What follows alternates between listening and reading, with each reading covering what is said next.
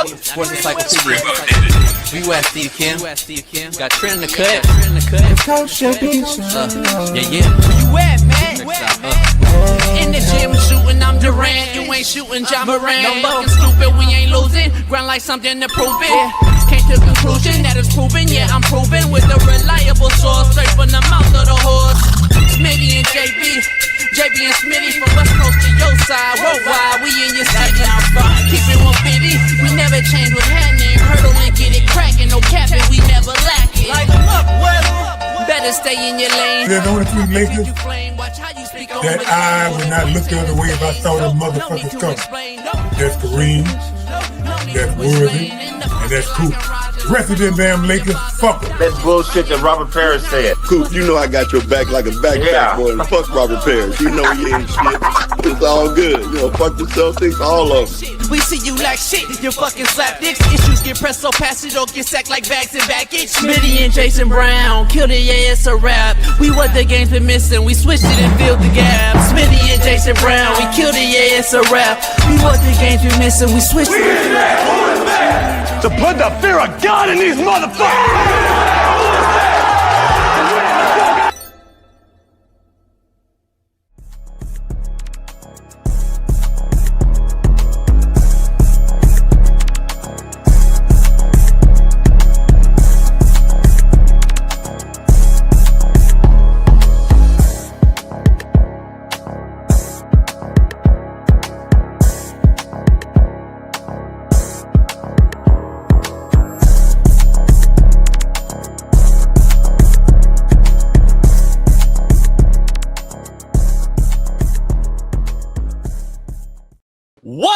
What up, man? We're in the building. It's Truth Telling Thursday, so tell the truth, the whole truth, and nothing but the truth.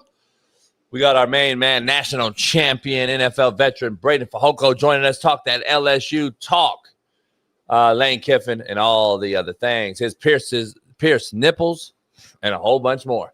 Plus, our main man, Big Smitty, is back in the building. Plus, Shaun King will be joining us as well, along with Steve Kim, the Korean co-cell himself, on a loaded Truth-Telling Thursday. But let's get right to it so I can get our main men in the building.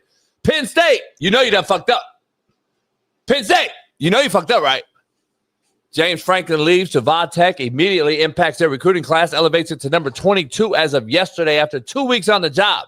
Meanwhile, in Happy Valley, Penn State is ranked 100 of 131 playing schools in recruiting classes and have signed two kids as of yesterday. Jimmy Sexton and CAA may truly be out to get you, Penn State, for fucking their client and thinking the grass was greener on the other side. You have no coach on signing day.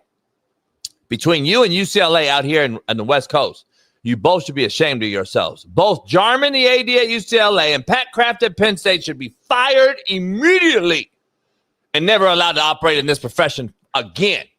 You have always been horrible, and you've done nothing during your tenure. Guess what you did? You hired James Franklin, and then you got out the fucking way. And guess what you did? You fired James Franklin, and now you are in the way. But what do I know? What I do know is Shaun King, Braden Fajoko, Steve Kim all join us on a Truth Telling Thursday. But before we begin, our main man, Far East Sider, 317, LeBron hairline having, JJ Redick, Hayton, our main man, Danny Dimes Jockin, AR5, defending Lamar Jackson loving, Naptown's finest, Big Smitty, join us. I'm back, homie. I'm back. I missed y'all. I missed the show. I missed the chat. I'm JB. I missed Bailey. I missed our guests. I'm back, homie. Yeah. What's going on? I'm just looking at the time. It's Thursday. I ain't really seeing you, but I gotta pay you though. Huh? You gotta pay me. But I haven't seen you all week. That's what I'm tripping on. I mean, you seen me. It was Monday, but people say they didn't miss you at all. They just said Shaun King could actually just fill in the role, no problems. I saw some of that online, and I appreciate that. I appreciate my OG Shaun King for filling in. I heard he did an incredible job. Sheldon hopped on still. AJ was on there, cool little back and forth. But I'm back. So like it, love it, hate it. I'm so back. What you saying? I'm saying I'm back. So you're saying you're still better. You're saying there's no replacing you. They're saying that basically the replacement's not the same. It's only one Big Smitty. Like everybody has their gifts, their pros, their cons. There's a certain element that me and you have. It's like Shaq and Kobe-ish. It's Tim Duncan, David Robinson. It's prime LeBron, prime Kyrie, Steph Clay. There's a certain dynamic that you and I have built that I don't know anybody can just step in and just take that. So, we'll see. I'm in negotiations with Penn State, becoming the next head coach. I told him I'll give him $1 million. Just give me $1 million. I'll do it for the low, but give me a pool of money so I can pay my assistants what they deserve. See, that's how I work. So I'm gonna do that. I'm gonna hire Braden. Steve Kim will do all the analytics and tell us when to go for it on fourth down. You'll be the get back coach. I'm gonna hire Zach Smith off the sideline, former Ohio State coach that's been blackballed as well. YouTube channel, and then I'm gonna take and I'm gonna get Matt to continue to run Sirius 60 from Colorado. He can send us players. And then, so we'll do that, man. So I'm working on that right now, negotiating with Mr. Kraft, the AD over at Penn State. all right. Who they took his Twitter, by the way. They deleted his Twitter because he tweeted something that he didn't realize he tweeted. What did he say? He basically said, fuck. We still ain't got a coach yet. He must have voiced the text and he accidentally just said it and he tweeted out. Yeah. So anyway, they said he got hacked and they deleted his account. We'll see. But Smitty, before we get started, quote of the day right out the gate, brought to you by those. Smitty, don't ever be afraid to take risk, for they make life worth living. Talk about it. Yeah, don't be scared. You go scared, go to church. Don't be scared to take a risk, Smitty. They make life worth living. Don't live life then. Shit. You gotta take a risk, homie. The best things in life happen after the risk. Yeah. Contrary to belief, Smitty, right out the gate, at the end of the day, it is what it is. Contrary to belief. Ding, ding, ding, ding. Yeah. Top 10 alert. Top 10 alert. Really? That was so, it just straight. Your CTB's been crazy lately, homie. It is what it is. Yeah, it is what it is. At the end of the day, when you go to sleep, it is what it is. Like whatever happened. Yeah, if you got bubble guts at night and you go to sleep, you got it. You got a shit. It is what it is. If shit was left hard because if it left your house and she didn't fucking, then your shit hard. I can't help you. I mean, at the end of the day, it is what it is. That's literally that means so much. Yeah. It's so simple. Yeah. So I love that one. Top 10. Talk only and no pussy. That is what it is. If you choose to do that way, like I do, it is what it is. Go, get out. So it is what it is. But anyway, Smitty, let's bring our main man, LSU national champ. Okay. He told the world, I'll pierce my nipples if Lane Kiffin takes the job. No way Lane's coming to LSU. Uh-oh. He's all over Twitter right now. Are they pierced? Blowing up on Twitter. X. Are they pierced? I don't know, but he's just killing the game. Our main man, NFL veteran, Braden Fajoko joins the show. Braden.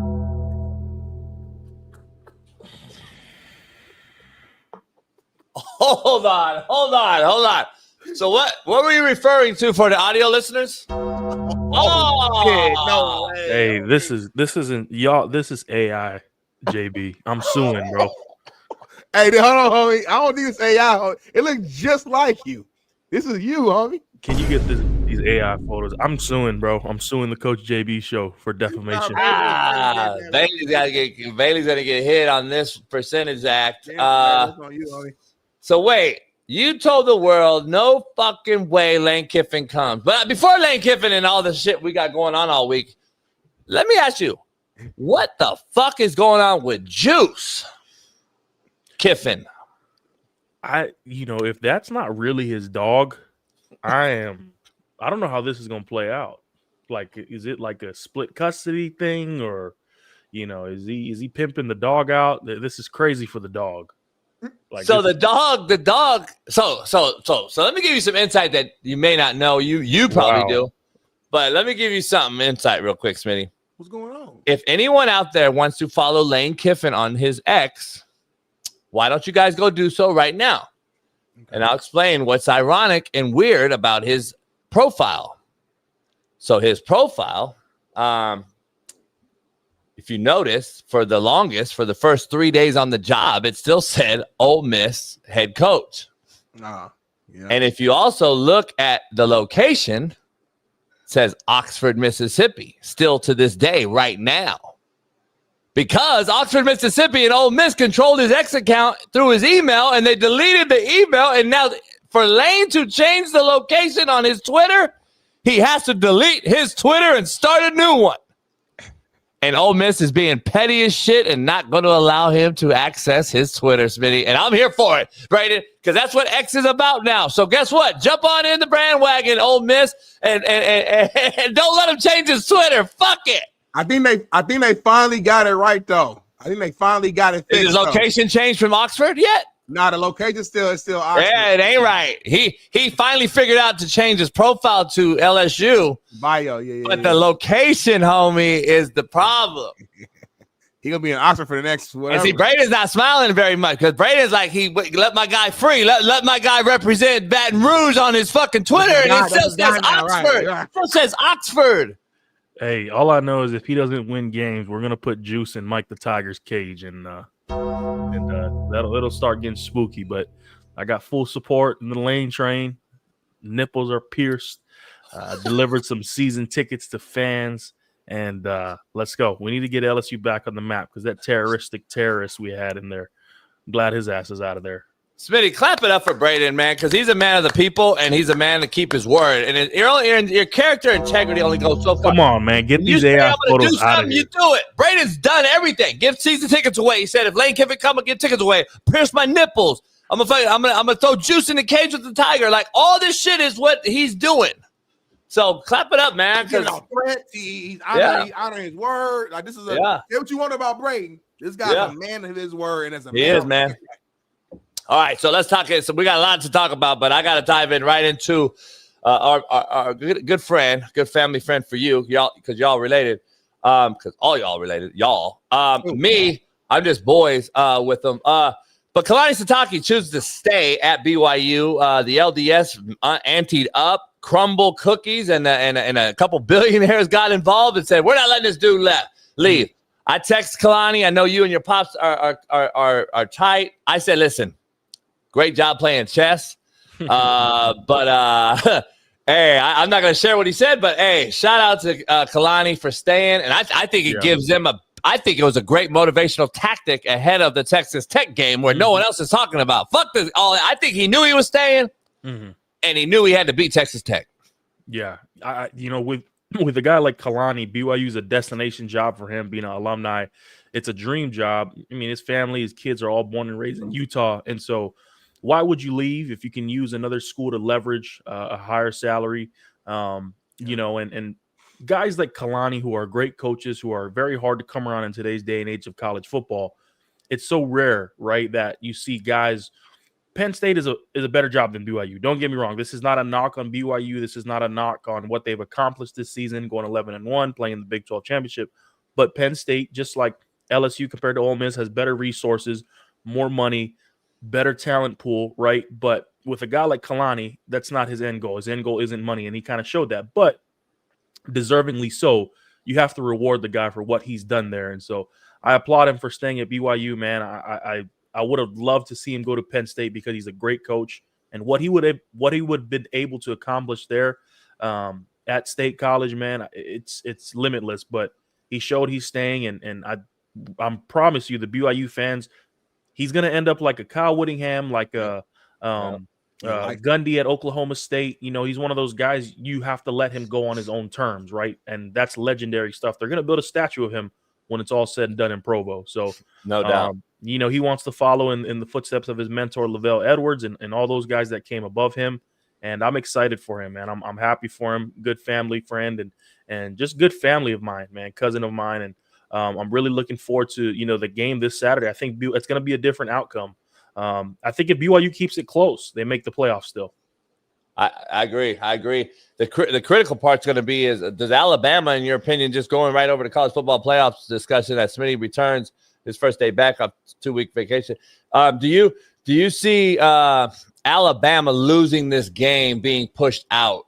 And does this committee realize that Ole Miss, Notre Dame, Miami all had, in essence, bye weeks, and they didn't play because they didn't earn the right to play for their conference title game? I don't want to see a team having to play for a championship big hit, Smitty, for losing that game while these other guys sit on their ass. It's a tough one because and by the way, Alabama holds the cards to me. They already beat Georgia's ass. Right. In Georgia. That has to hold weight if they lose this game in a tie. Even if they got beat to me by 21, I still think they get in. They should get in. Or then you're going to start seeing the integrity of the college football playoff become an absolute mockery, because why would Alabama want to play in a championship game if they get hit? So next year, are we going to avoid playing championship games? See? I don't know, Braden. And, you know, when I look at the playoffs, and if I can get Bailey to pull up that playoff ranking, I think for me, when I look at it, if you look at the description of the playoffs is to get the 12 best teams into the college football playoffs, right? The first thing I'm looking at when I see this is I do not like Oklahoma at number 8. I am not a fan of Oklahoma. Do they have a good defense? Yes, but that offense is horrific. You know, one of my buddies, he's in the military, and we were talking for a while.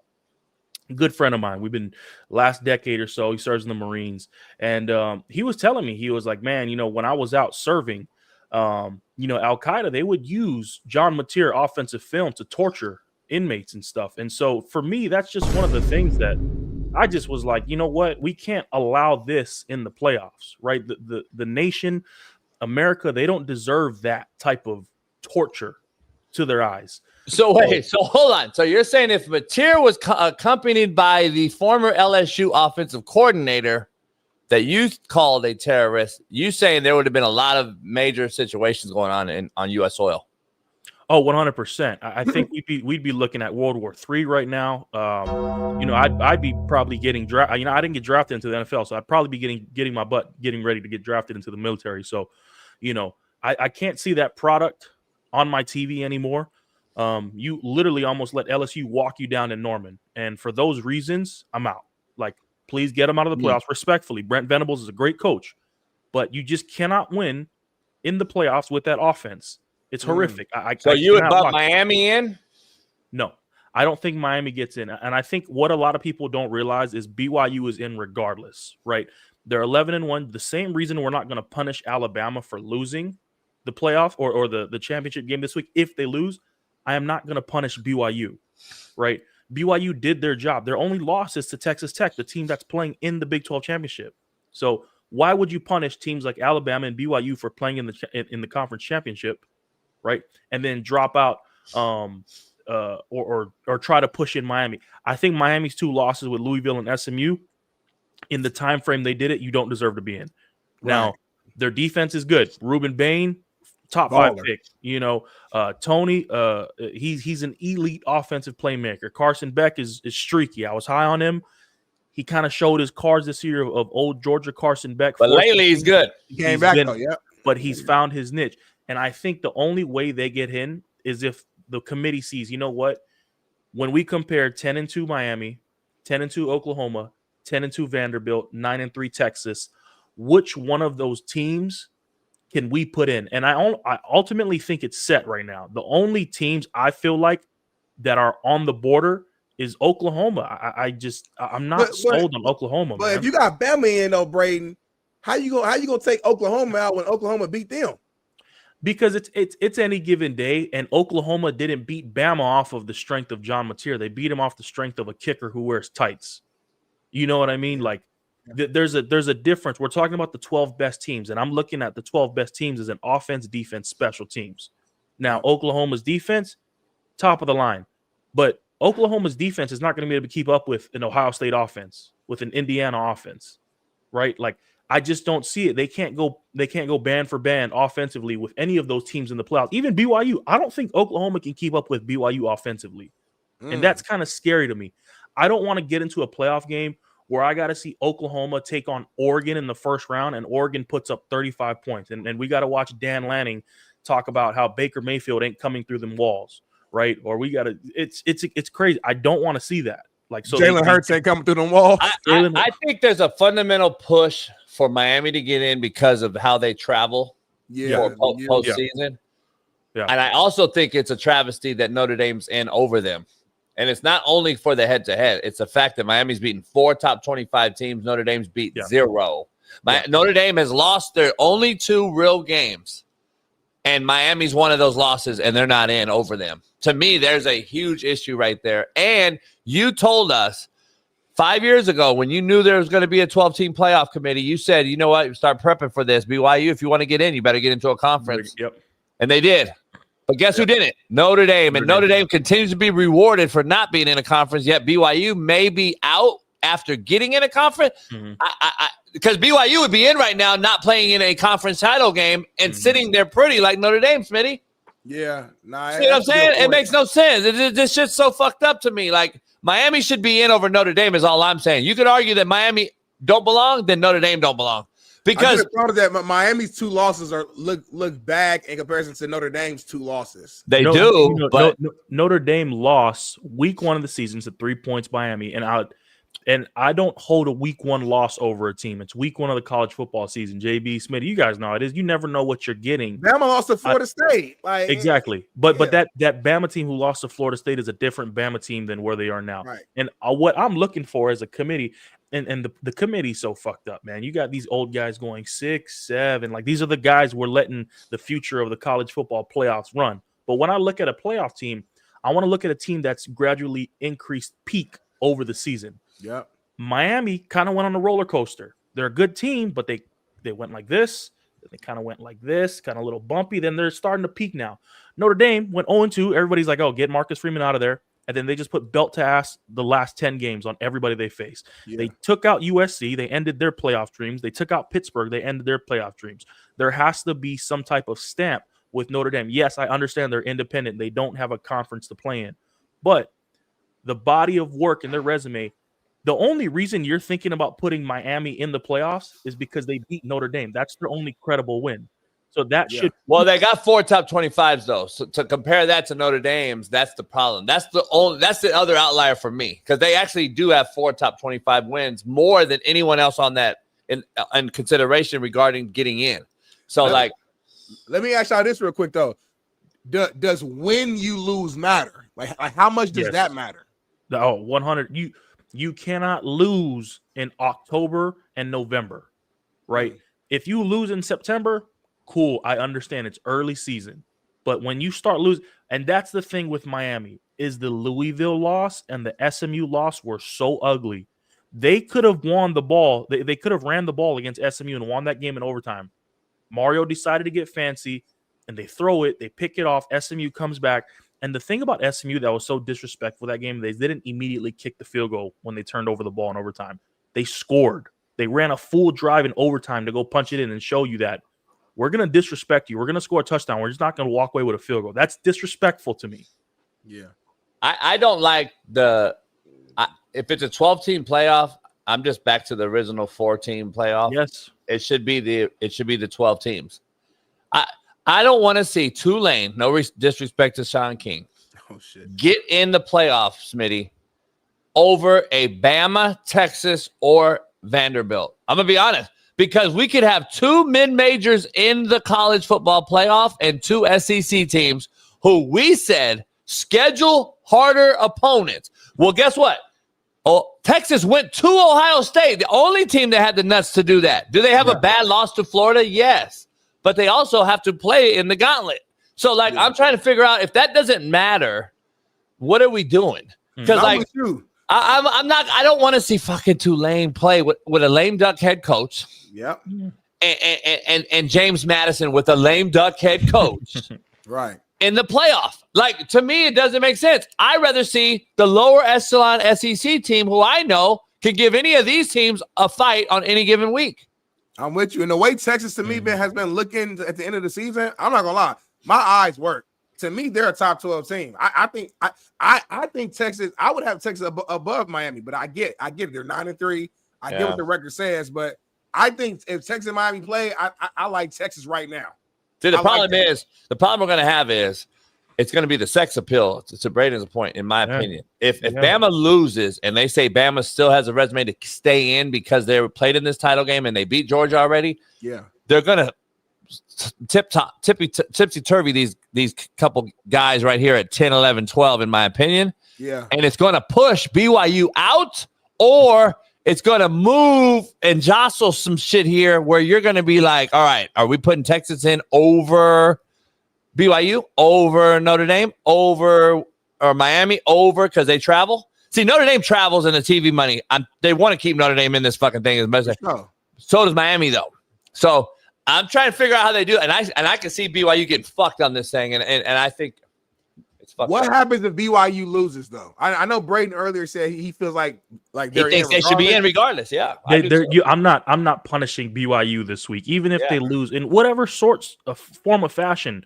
Because I'm not punishing a team for losing in the conference championship game. Well, the knock on BYU was they were independent for a long time. They didn't have a conference. So what did? They joined the Big 12. They went 11-1. Yeah. They lost on the road to a really good Texas Tech team, and that Texas Tech team will surprise a lot of people in the playoffs.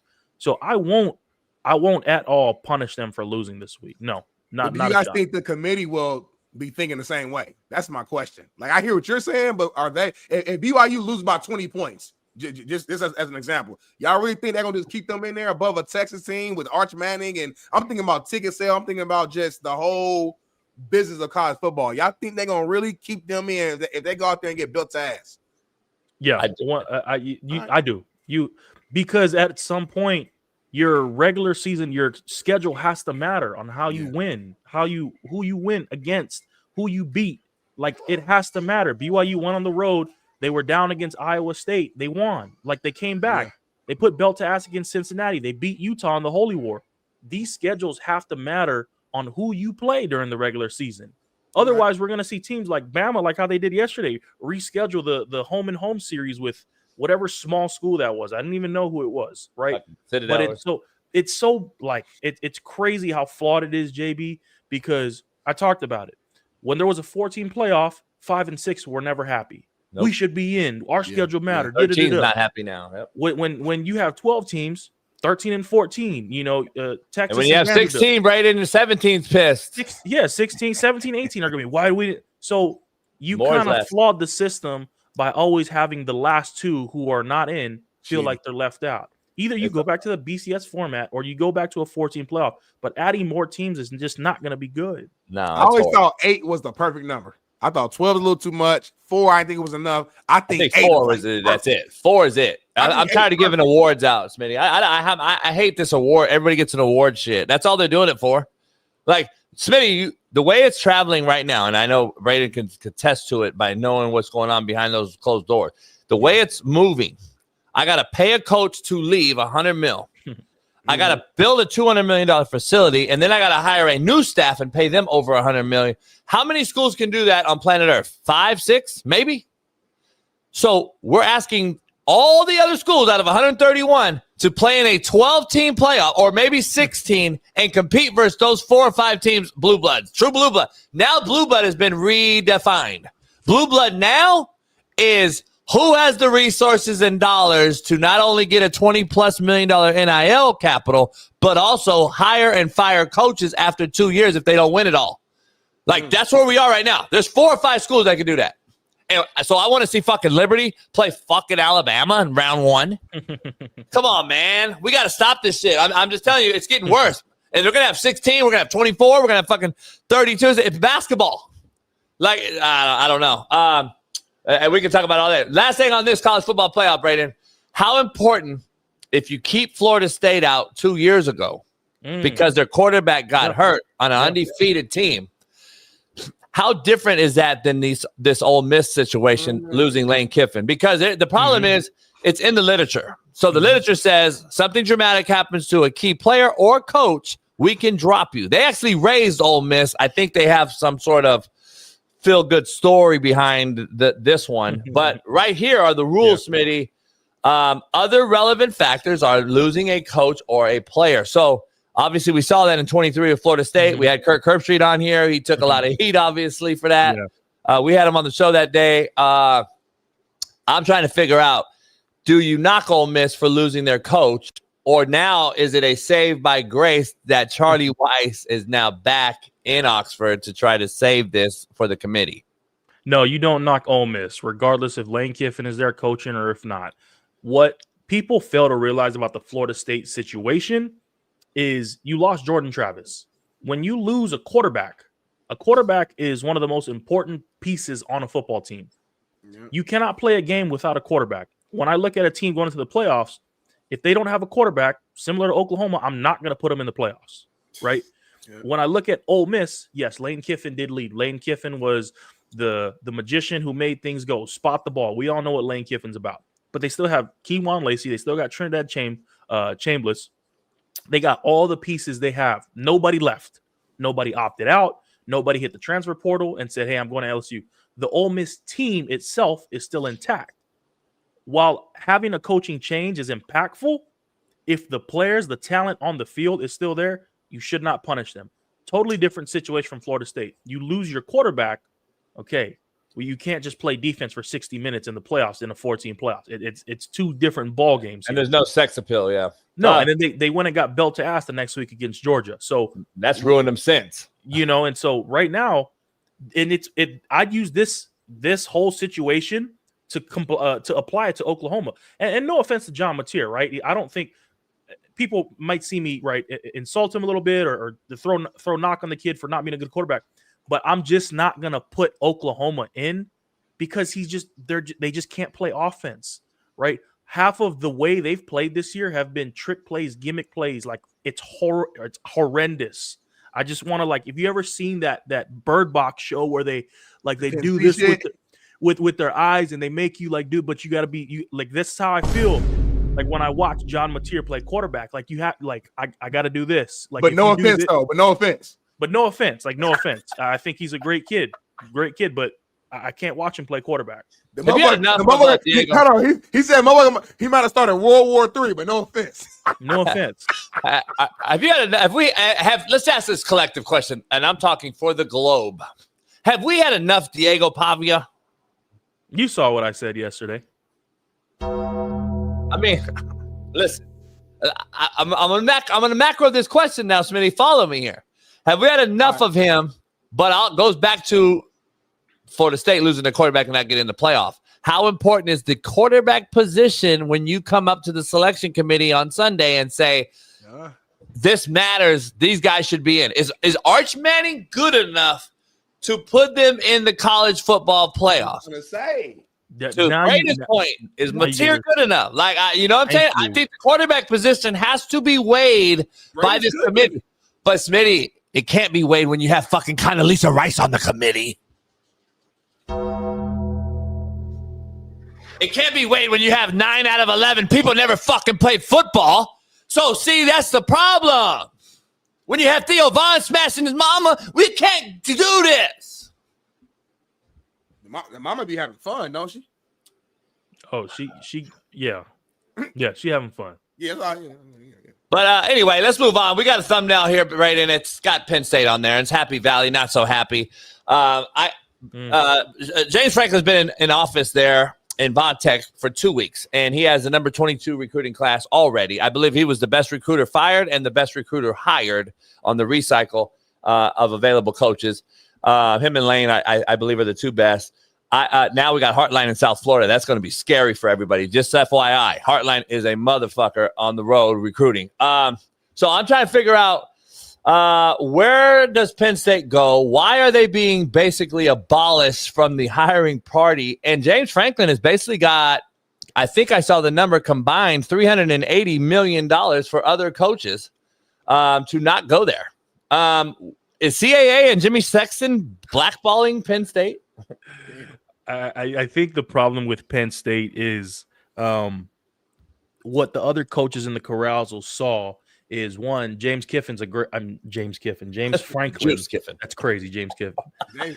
That's gonna be lame. So you're saying if Franklin and Kiffin morphed and had a baby, it would be James Kiffin. It rolled off his tongue. It was so natural. Oh my goodness, those two crazy. Fucking morphed. I didn't even notice it. You said some food brain day. It was like normal to me. Oh my! James, you imagine an AI picture of James Franklin and Kiffin having a mix? We can make that happen. It would look like Sandusky. But anyways, so so if James Franklin can't win at Penn State, my bad. Pick up. So go ahead. And I think James Franklin's a great coach. But what a lot of the coaching carousel saw was you're setting up for failure. Ohio State is still the meta there in the Big Ten until otherwise. And if James Franklin couldn't get it done at Penn State and the way they got him out of there, why would you go take that Penn State job? And I think we saw that from a lot of coaches. Most coaches just stayed back with their teams and took extensions outside of Lane Kiffin, who, in my opinion, took an upgrade going from Ole Miss to LSU. So you can't expect big splash hires. Why would Hartline leave from Ohio State to little brother Penn State if he could go take the USF job and then hoping maybe another SEC job opens up in a year? Or maybe Ohio State, Ryan Day probably leaves, but they'll probably give it to Marcus Freeman. But anyways, it's not liable for a coaching carousal option to go take the Penn State job because they're just going to be set up for failure. If they don't win another 5 years, they're gone too. So it showed a lot of what more people think of Penn State versus the Jimmy Sexton blackball with how things are going with CAA, all that good stuff. Hey, Timothy Reynolds in the chat. I could give a fuck less what you think we talk about and don't talk about. Go on over to fucking watch Ryan Clark or something, bitch. So here's the take. Here's what I want to talk about real quick, though. Penn State, to your point, ran out of guys, right? Is that what basically, in essence, you've ran out of guys? Now you're going to NFL. You're going to look for other guys. They're trying to push for keeping my boy right here, who I've known a long time. Great dude. Like, dog, they have nothing, Smitty. People are turning them down. Like, this is Penn State. Like, you know what I think ultimately happens with Penn State is I don't think they get a college coach in this carousel. I think they probably pull like an NFL coordinator or something, maybe a Joe Brady from the Buffalo Bills. I see the way the Buffalo Bills fans talk about Joe. I kind of see the player interviews of the discourse between the play calling and the product on the field. And so, Joe Brady was at Penn State during his time in college, and I think that could be a liable option for them going forward. I think we're going to see maybe a Cliff Kingsbury interview. Somebody in the NFL ranks who, all right, the college cycle has passed. Signing day passed yesterday. Penn State didn't have a head coach. If none of these coaches are taking the Penn State job, what's the next option? All right, let's look at the NFL options we have. And I think you'll probably see somebody in the NFL ranks take the Penn State job next year. It's how bad. It's so sad, Smitty. Like we're not even going to talk about UCLA not having a head coach. We ain't even like. It's so you bad. brought it up. That wasn't even signing day came yesterday. They didn't have nobody either, and they're in LA. Nobody cares about UCLA. Like, apparently they're getting the James Madison guy, but again, they're in a possible playoff put. Like, this is ridiculous. The timing of the schedule is ridiculous. The NCAA, it's all fucked up, and you can't put the pace back in the tube. So it is what it is, but we'll see how this thing unfolds. I don't know how this is going to wind up. But anyway, Braden, to our poll question before you get out of here. Does tonight's loser between the Lions and the Cowboys make the playoffs? Yeah, they do. The loser does. The loser does. Both teams we're watching tonight make the playoffs. I think Dallas is. I think a lot of people owe Jerry Jones an apology. That trade deadline, he cooked. Like Jerry Jones cooked. He won the Micah trade. It's fair to say that now. Yes, their schedule doesn't show it and their record doesn't show it, but the Cowboys are a different team than where they were the first 3-4 games of the season. They play good defense now. Philly went on a 21-0 run, and then they put that running back at quarterback to a stop. Like, they're going to – hey, Jalen Hurts, you got to throw the ball if you want to beat us. You're not going to spam these quarterback draws. You're not going to hand the ball to Saquon Barkley. If you want to beat us, throw the ball. Show us you're a quarterback. And I think Dallas is a different team. And the same with Detroit. Even if Detroit loses tonight, they go 7-6. I still think they're better than the Panthers, the bottom end teams of the NFC. Now the Panthers are playing good, right? Don't get me wrong. The turnaround season is great, but I still think Dallas and Detroit, the loser, are a lot better than the 6 and 7 ranked bottom end teams of the NFC, and they still get in. And last thing I got, Smitty, Braden, you spent time in Pittsburgh. Obviously, there's a lot of swirling discussion going on there for many other things. But I got to ask you, what is going on with former players like James Harrison and all these guys? We did a clip yesterday, basically bashing Tomlin. Like, where I'm from, I never grew up to where, okay, if I didn't like you or even disagreed, I never would bash you years later. If you coach me, you coach me. It is what it is. It goes to the grave with me. I've never seen more people come out and bash former coaches than I've ever seen in this current landscape, whether it's social media or podcasts, pulls it out of you, or I don't know what it is. But if you notice, like Smitty and I have former coaches on, and I'm never going to put them in harm's way. I never could do it. I guess that's the coach in me, but I've never seen anything like it. Apparently, it's a lot. I've talked to former coaches and you and other people. There's a lot going on there. Is this it for Tomlin in Pittsburgh? You know, I was talking with 93.7 The Fan in Pittsburgh, their number one sports radio show in Pittsburgh last night, and they asked me the same thing. They said, "Do you think it's run its course with Mike Tomlin, the Pittsburgh Steelers?" And I said, "No." I said, "I still think they give him one more year, especially with the draft being in Pittsburgh next year. Historically, he's legendary. He's going to go down as one of the best coaches ever to coach the NFL. First ballot Hall of Fame coach. We all can agree with that.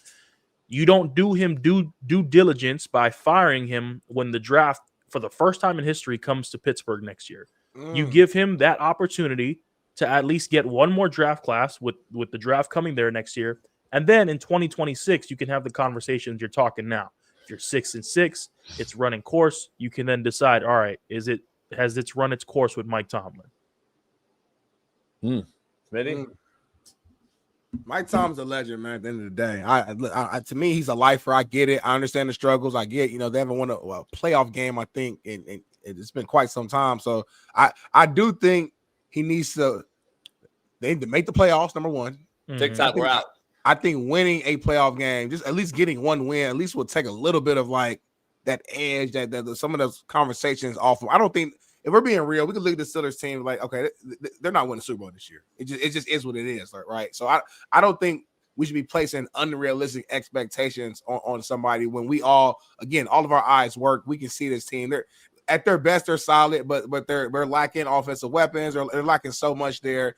And I just think it's unrealistic to put those expectations on them. But I do think if they miss the playoffs, or if they even make it and then just end up losing again in the wild card, I don't know, man. The conversations, I think, is really going to be louder. So yeah, it's hard. I just don't know who you're going to hire if you fire him this year. Yeah, it's hard. The way the roster is constructed in Pittsburgh, there's a lot of bad contracts. There's a lot of older players. You really were banking on your chips being all in this year, and it hasn't turned out that way. And so, no matter, even if you fire Tomlin, the next coach that has to inherit this roster, right, with older players and bigger contracts, where do you go from there, right? You're only then you're really admitting to having a rebuild year in 2026.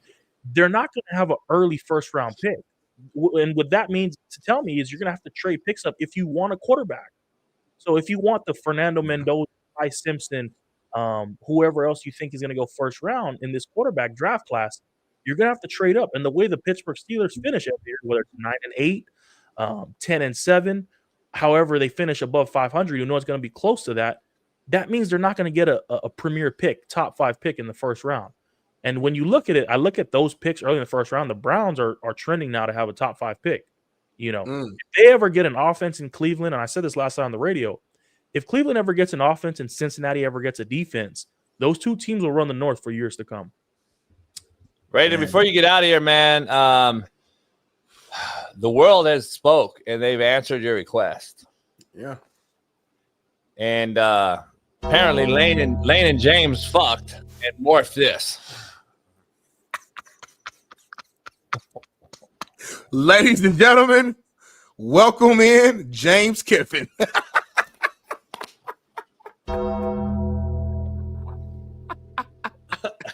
It's unbelievable. This fucking AI is scary. I'm going to tell you right now. People, shout out to everybody out there, man, that follow the show and make shit for the show. And Smitty and everybody else doing their thing.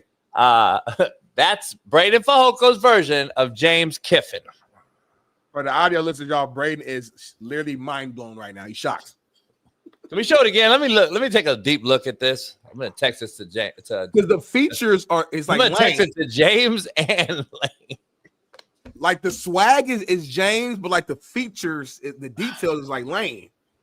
I feel like I'm looking at like a youth pastor who like was on those 2020 shows or Unsolved Mysteries, and he was a serial killer behind closed doors. He also was a special ed teacher, in Fort Worth. Yeah. And he followed this, like he was fucking finding all that. They found out all this deep past about the kids. He was coaching PE, rolled the ball out, and making sure the girls were getting dressed in the locker room. This weirdo fuck. But anyway, God damn AI. Shout out to AI. Shout out to Braden Fajoko, LSU, Lane Kiffin, Juice Kiffin, James Franklin, James Kiffin. Everybody out there, man. Shout out. Braden, appreciate you. Enjoy the college football playoff weekend. Real quick, I'm not going to do that. But who you got winning? You got Georgia getting it done on a repeat, or does Bama cover and get this done? DeBoer is 2-0 versus Kirby, by the way. I got Georgia winning. I got Georgia. I got Duke. I got North Texas. I got Indiana. I got Jack State. I got Western Michigan or Western Kentucky. I'm sorry. UNLV, James Madison, and BYU.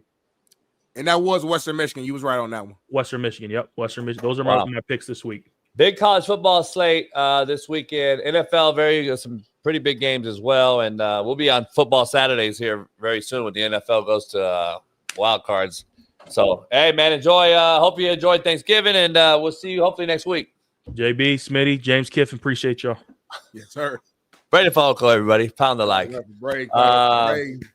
Always good to have, man, BF in the building. Hell yeah. That man said he could have caused World War III, but he said respectfully, though. Like, no offense. No offense. No offense to the quarterback. As long as you say no offense, Mateer. As long as you say no offense and respectful, you can say whatever you want to. Yeah. So you've been in Atlanta, ATL. ATL. It's like the new. I'm gonna call it Chocolate City. Because see, DC's Chocolate City. I love DC. I used to go up there, recruit, DMV area, But like I call Atlanta the Chocolate City. If like you taking a shot a little bit. Yeah, because like the Tri is a combination of boys, girls, and gay boys and girls. Well, that's not the whole city though. Like that's don't get it twisted. It's a lot of black wealth out here. I was at an event called Operation Be careful Hope. out there, real shit. Be careful though. I was at an event with Operation Hope from James Hope Bryant, man, and I'm in the room with 100 million. I'm in here with NFL owners. I interviewed Jed York, owner of the Niners. I'm in here with like big money people. It's white people, black people, beautiful looking women strapped up, all that. So yeah, you go listen. LA got the same shit. LA got some weird shit going on too. Oh, did I hear you say something? Strapped up? No, I'm saying it's beautiful people. Like, I mean, listen, you can be in a relationship and your eyes still work. You mean the women has the dick strapped up? So this is my view right here, man. Mercedes-Benz Stadium right here, man. As you can see in the video. Bama, Georgia gonna play here soon. I might go to the game. How long are you there for? Goddamn. No, honestly, I actually leave later on today. I'm going to Miami though, and then for another event, and then I come back Saturday. So I'm gone all week. I'm at 2 events. 2 events. So I had Atlanta for one of my jobs, and then Miami's for Sheldon's company. I got to speak on this panel at Art Basel for the Players Company. So that's Friday. So I'm going to Miami tonight, and then speak on the panel Friday. Coming back to LA, super duper early for Saturday. So it's a lot going on, homie. You've missed a lot. It's 2 days, but yeah. Braden pierced his nipples. I miss him as far as like the world events. Oh yeah. So Braden's nipples being pierced is a world event. I mean, damn near he makes like 20 grand on X. So like, but then your shit go viral. You get $5. That's crazy. I just got a notification I've been on TikTok live the whole morning for first hour. Okay. Fucking 10,000 views. All right. And it gave me an alert. Congratulations. Yeah. I made 6 cents. Back in the day, 6 cents would have went a long way. Made 6 cents for an hour on TikTok. So shout out to TikTok and the Chinese.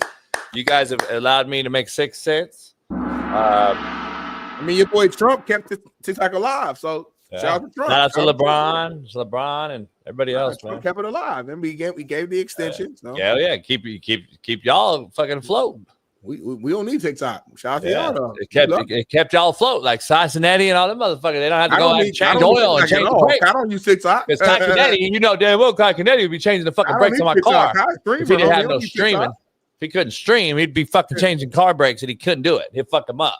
I mean, but that's like saying if Denzel couldn't act, if motherfucker like you're putting out shit. Not saying that at all. Michael Jackson couldn't sing and dance. Not saying that at all. They actually could though. If JB couldn't coach, like what are you talking about, homie? Like, no. They actually could though. See, if Baby couldn't cut clips, like Denzel had to go to acting school, and he had to go fucking actually on stage. Kai Kennedy sat around, jerked each other off with fucking Juski, and fucking played basketball games. You're the biggest hater. Kai Kennedy had to go and create his own platform like we did. What's his name?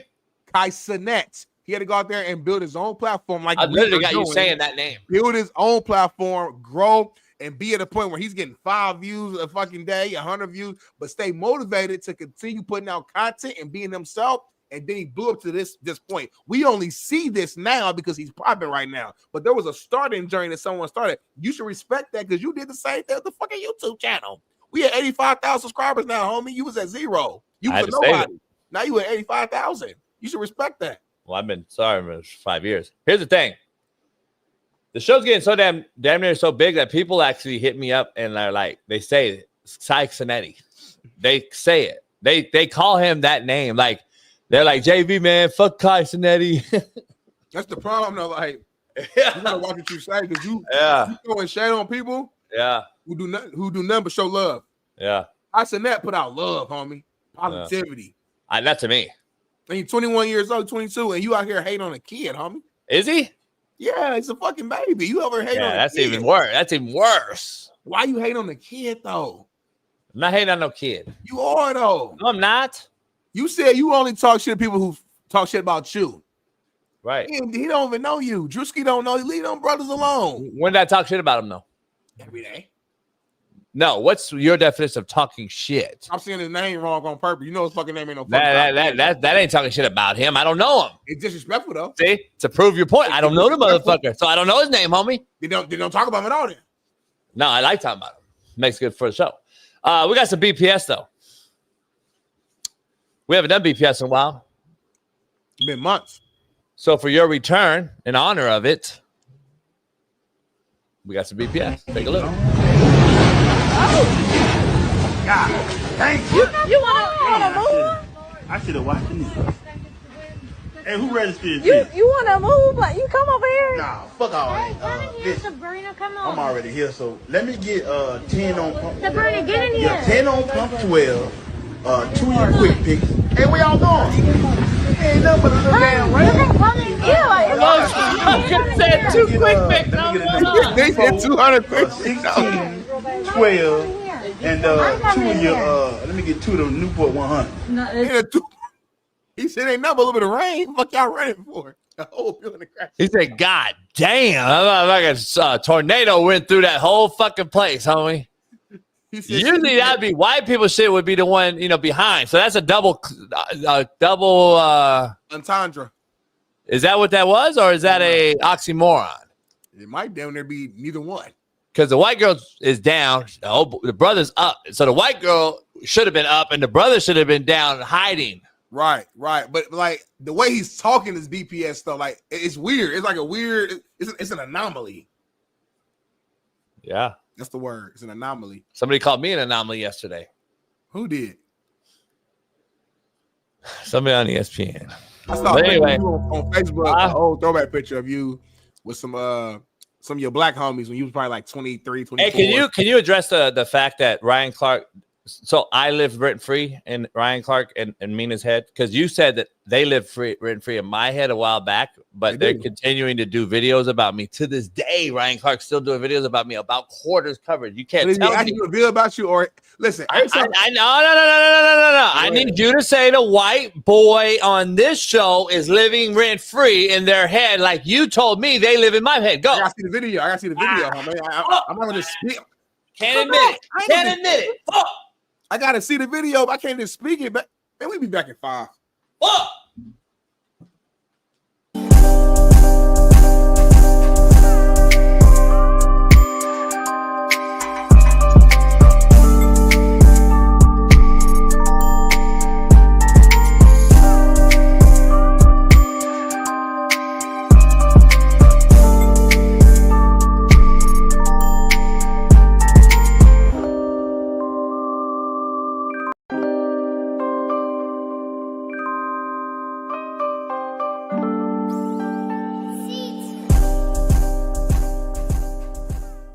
Mina Kimes has come out and said yesterday. I don't know if we have a video on this, Bailey, or not. I should have asked you, but Bailey does have the tweet, and it says, do we have the video, Bailey? Can we get the video so everyone knows what she's saying? My bad, Bailey. I put Bailey by the spot on that one. We should have had the video because this wasn't a discussion, but I wanted to bring it up. Bad coaching. Bad coaching. We're going to bring it up with Noel, though, on the big board. So I want to give everybody some context that doesn't know that Mina basically came out. All right. Bailey's going to find the video. And I basically came out and said that they're making quarterbacks check the ball down because of all the too high safeties that was being played.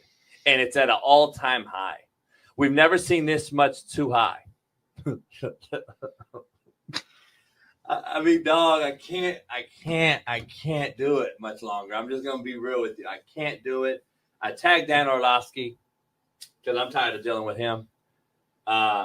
Take a listen to a video. I think there are a couple things, Laura, that stand out. One, you got a lot of rookie quarterbacks playing, and historically, rookie quarterbacks have always struggled out the gate. I think a couple of those guys that you mentioned have been struggling for a while. Deshaun Watson, Bryce Young, Kirk Cousins, obviously, with the injury.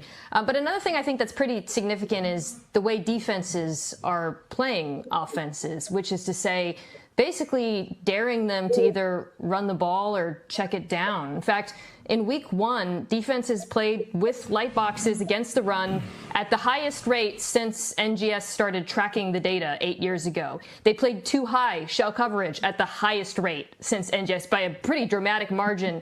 And because of that, you'll see here, the average depth of target for quarterbacks was the lowest it's been in years. Not just the lowest, though. It's been trending down for a while. Took a sharp turn. I mean, we're talking about a full yard down since 2019. So essentially, defenses are making quarterbacks into a bunch of check down artists.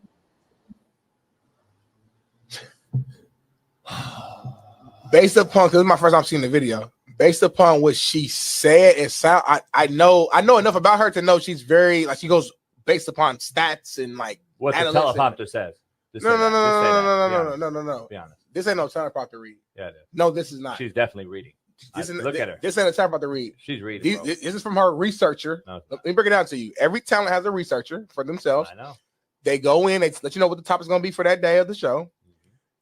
They ask the talent what's their just overall opinion on said topic, and then the researcher feeds them with enough information to back up whatever they're trying to do. So Mina probably went in and said, I feel like these QBs are they're not throwing the same amount of yards that they've done in the past. Give me as much information you can give me to back up that point.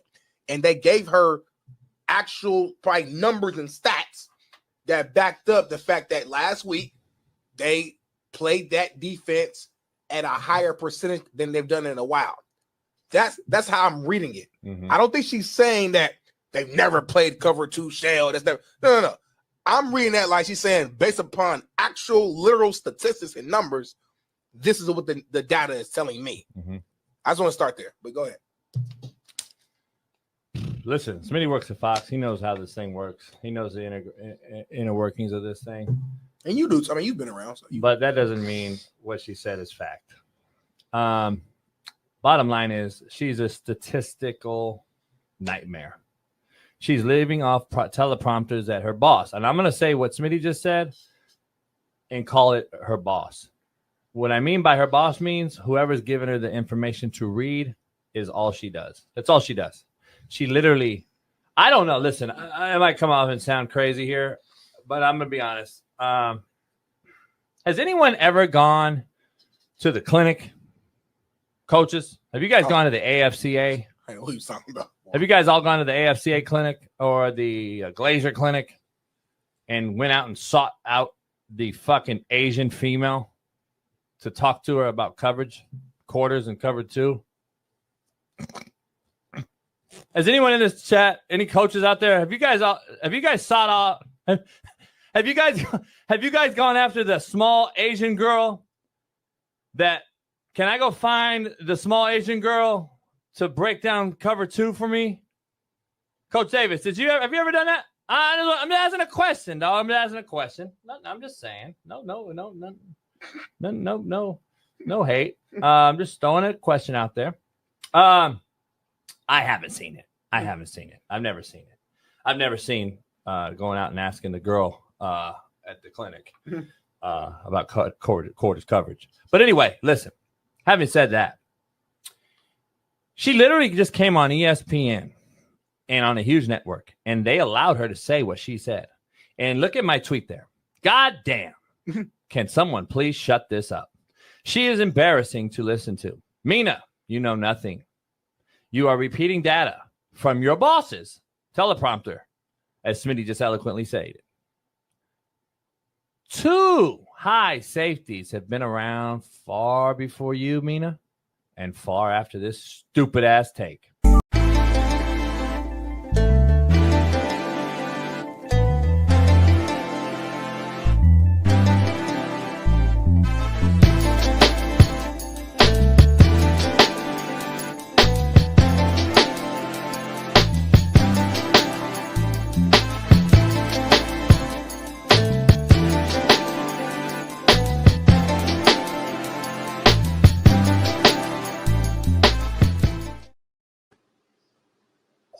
Yeah. What's going on? I hit that like button, man. Subscribe right now. Become a member. We should have 1,000 likes right now. I think we got 200. That's a shame on you. We're doing our part. You got to do yours to make us grow, homie. JB got a brand new shirt right here, man. If you haven't got yours right now, go get you a Make Me a Sandwich shirt. He has a random girl in the back with a sandwich in the football. Get your shirts today. And yeah, man. KCBD, make me a sandwich, bitch. You sound like a bitch, KCBD. Gay, I want to say the word so bad, but it rhymes with maggot. Maggots defend females in men's spaces because they're gay. I just want to throw that out there, KCBD, so you know how you are and where I stand with your gay ass. Good. Now, let's move on amicably. I disagree with that comment. Just for all the audio listeners or the potential brands who might be watching, keep me separate from that comment as we continue the show. You think a brand is gonna actually just separate you from that part of it? Yeah, well, I'm just making sure they know that. So, we actually you want to say that one, Bailey, for the next break, or you want to? We can say. No, I'm talking to Bailey. I was talking to Bailey in the you dig. You don't be paying attention to the rundown, homie. That's the problem. Like you be sending Bailey shit. There's already on the rundown that he already put on there like an hour or two ago. That's our issue right now on the show. It's not an issue at all. So when I pay you, you fucking do what I say to do, or I pay someone else. Here's how this fucking pecking order works. Real quick. It's already there though. I don't care. I don't need to look at it because I'm the fucking talent. Right. So guess what? I ad-libbed the fucking show, which makes it a great show with Smitty, who ad-libs the show, and then the producer in the back does the fucking work. That's how the shit works. All right, hold on. Fair. So I'm tired of hearing about the bullshit. Look at the rundown. I don't look at rundowns. Well, if that's I can figure it out by now, Bailey. I don't look at rundowns. But if that's the case, then tell him not to do the rundown no more then. No, we need the rundown. I'm not saying don't do the rundown. I'm saying I don't look at the rundown because you do. I know. Here's what I like to say it. Fuck. I don't look at the rundown. Right. I need the rundown. Yeah. Because you read the rundown, right?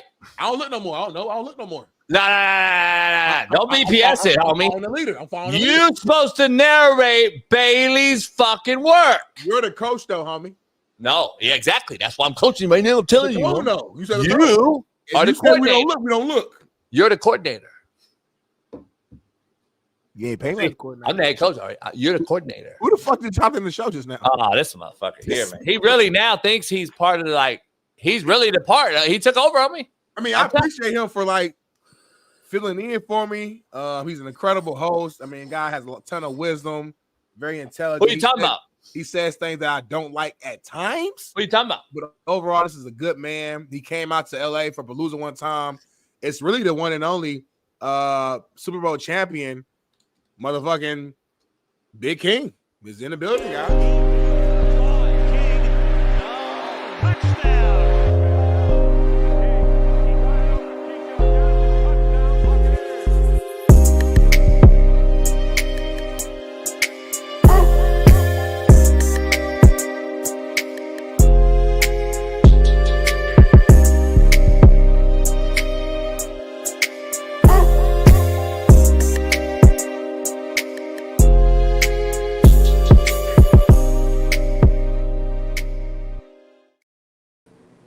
What's going on, man, Mr. King? I ain't happy this morning. I'm coming in hot, dog. I got a bone to pick with you, and I got a bone to pick with Braden. Listen, we got to change this in America where you supposed to be my partner, but you let somebody talk on my name and you don't speak up. JB been on here all morning talking shit about Tulane, and you ain't spoke up yet. Fuck. I forgot he was watching, Smitty. So my problem is your code, Smitty? That's on me. You let bootlegging ass Braden Fahoko come in here talking about BYU gonna get in if they lose, and you don't speak up on Tulane. Well, one thing that you taught me, Shaun, you've always taught me that you can speak for yourself. You always let that be known. So I figured, like, man to man, you come on, you're a regular on the show. You would do this and defend yourself. So I don't want to speak for you. Smitty, what I'm not going to allow is a man with gloss on his lips that's so heavy, looking like LL Cool J and Getting Given Sunday, is going to sit here and tell us, you and I are like, Jamie Foxx. Mm-hmm. You're going to tell us and Dennis Quaid. You're Jamie, I'm Dennis. They fought too, by the way, like during that move, like real fight. Yeah. You're not going to come in here with glossy lips telling us what we need to do. Because yesterday and the day before was your time, Steve or Shaun. Yeah. But Smitty back. So, and not only is it, huh? Go ahead. Put some respect on our name. By the way, we got to win over who's in the ACC championship game. Well, respectfully, to Braden's point, if you guys lose, you're out. And you should have never be in because you're not in a big time conference. BYU's actually in a big conference. But don't you're let not be on here talking about if they lose, they in. He's naming off wins like they ain't beat nobody. The Big 12 is ass this year. Speak up. But they're in a big conference. You guys are respectfully. You guys play North Texas. The Big 12 is not a big conference. You guys are playing. So there's 3 games that have no head coach: Tulane, North Texas, and James Madison. I think you should eliminate all of them right now. They're not playing tomorrow. Ole Miss ain't got no head coach. Exactly. Listen. Anyway, we got a.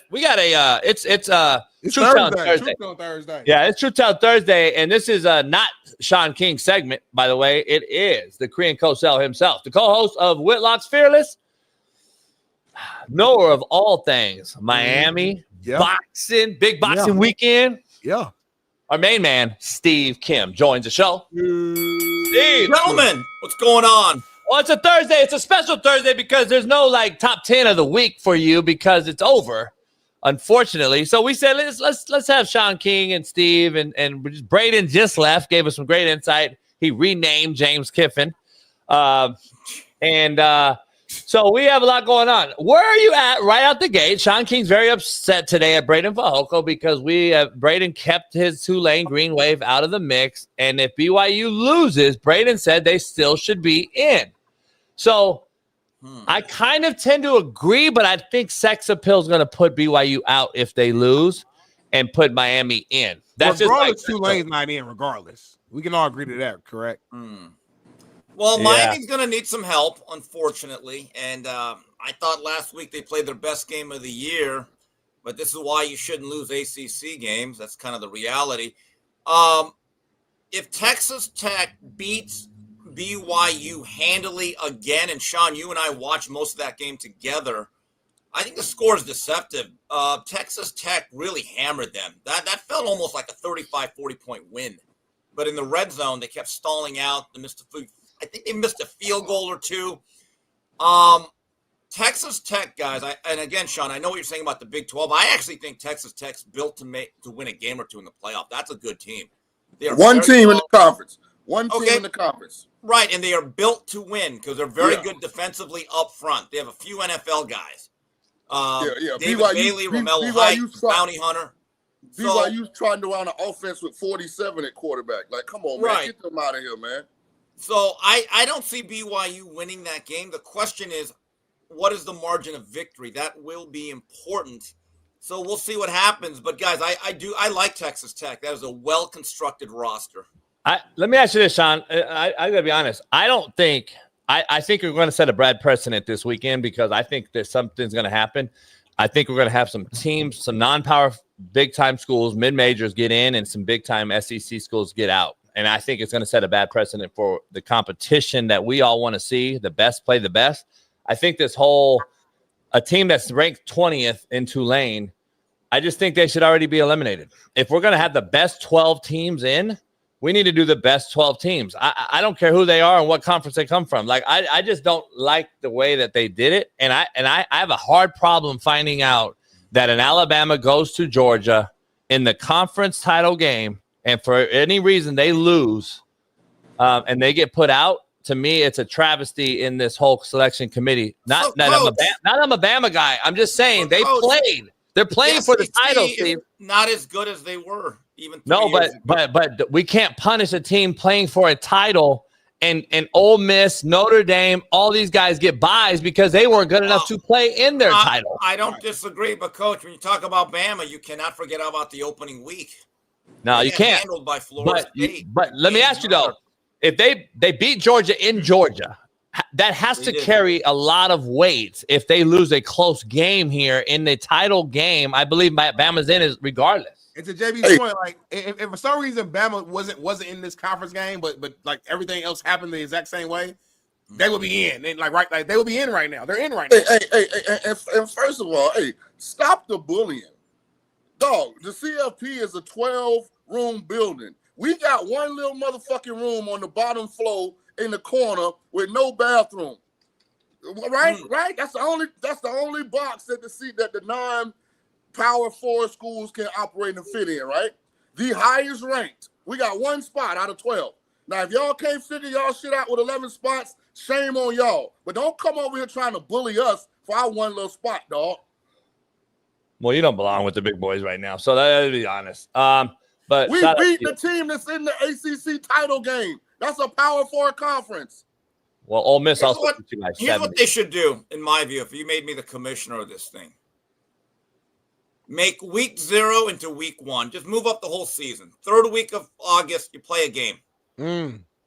No conference championship games, since there's no divisions. That's why the ACC's in that mess. Yeah, it's such a money grab, Steve. Then you move up the playoffs by a week or two, and you don't have to be playing college football on January 19th. I think here's the thing I got. Way you could do it. Steve, I have a huge fundamental problem coaching high school football in California and been through this thing for 4 years as a head coach and going to the playoffs every year in the most populated state in the union. And we're done with everything before Christmas. Right. And that's Northern Cali combined with Southern Cali and 40 million people and all the Hamas illegals and everybody else. We have 40 million fucking people. We could finish a 16-game schedule on time before Christmas. And the 7-on-7 fucking weirdos are back in Vegas the day after Christmas playing the biggest 7-on-7 tournament in the country. Really? Yes, really. So how does that happen? But yet the NCAA is pushing this thing all the way to fucking damn near the Super Bowl, Smitty. Damn near the Super Bowl, we got college football being played while other teams that aren't in it, Smitty, are getting ready for spring ball and getting ready for, winter conditioning and getting ready for their recruiting cycle and development and all that shit. And we got college football games being played. Like, to me, it's a mockery. And then we're bitching that Lane Kiffin left Ole Miss. Well, no, you were bitching. You were doing that.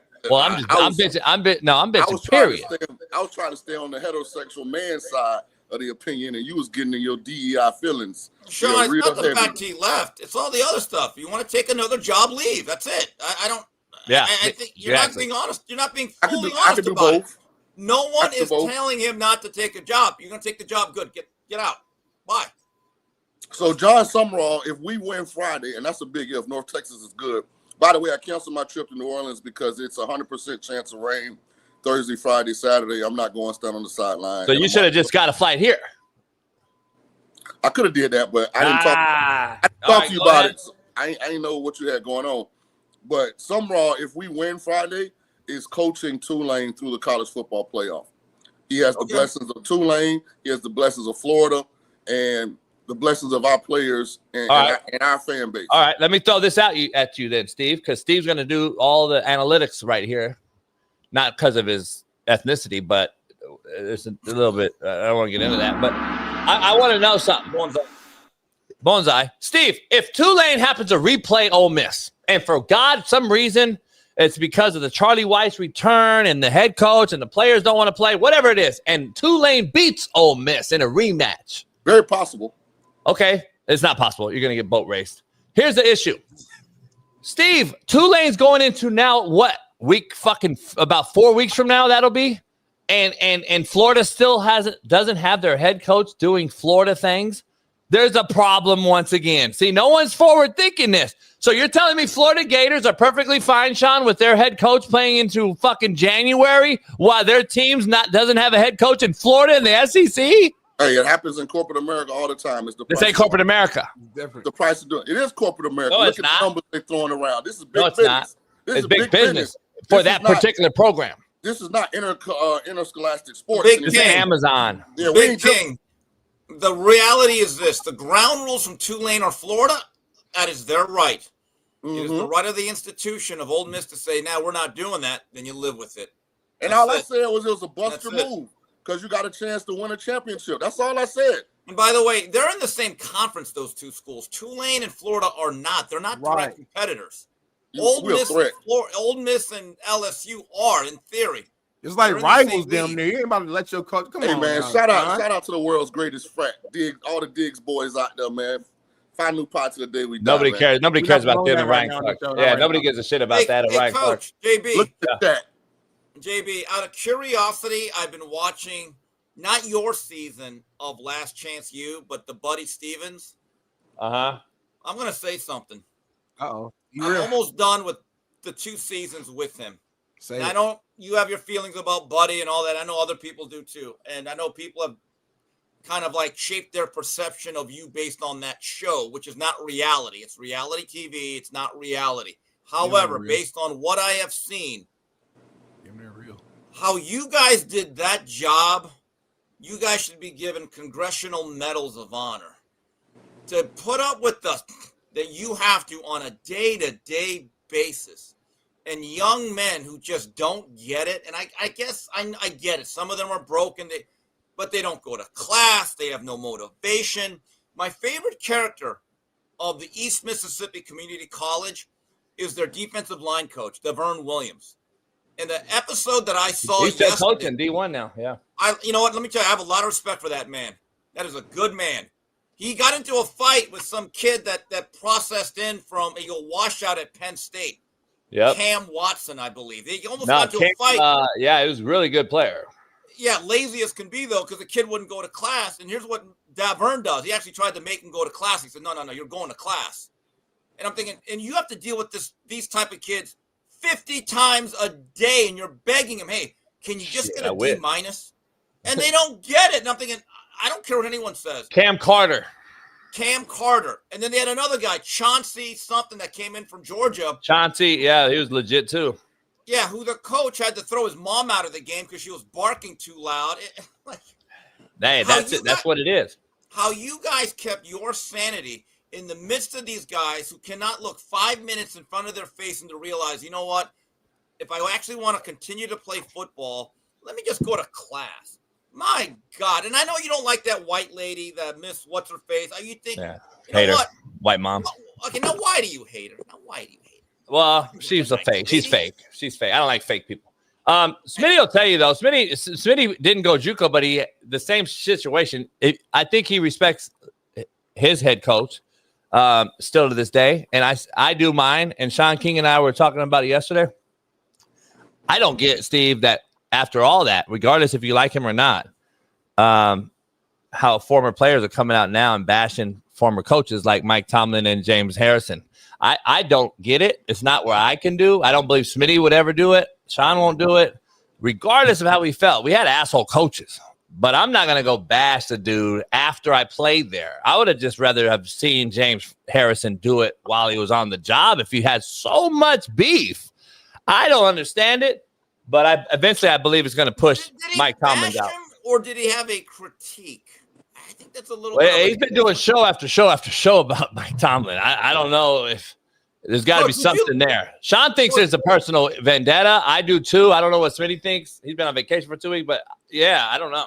JB, did you like Buddy Stevens? Did you have any relationship with him at all? No, we hate each other.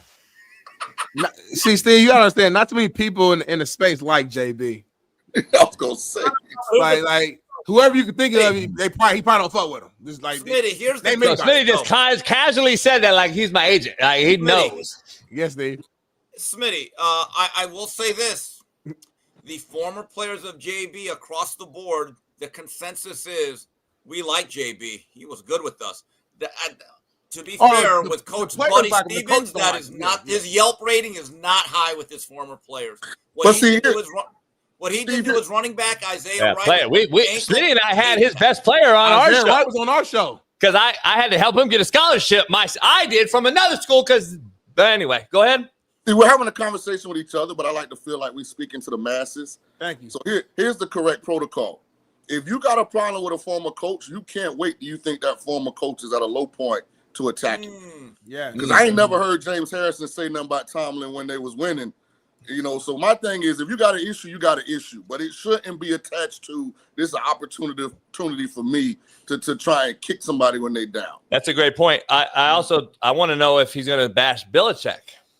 But I also want to say this, though, to Jamie's earlier point, we're in a podcast world now. James Harrison now has a podcast. When he was playing, he wasn't talking. We didn't hear James Harrison talk. He was all about business and people. Now it's post-career.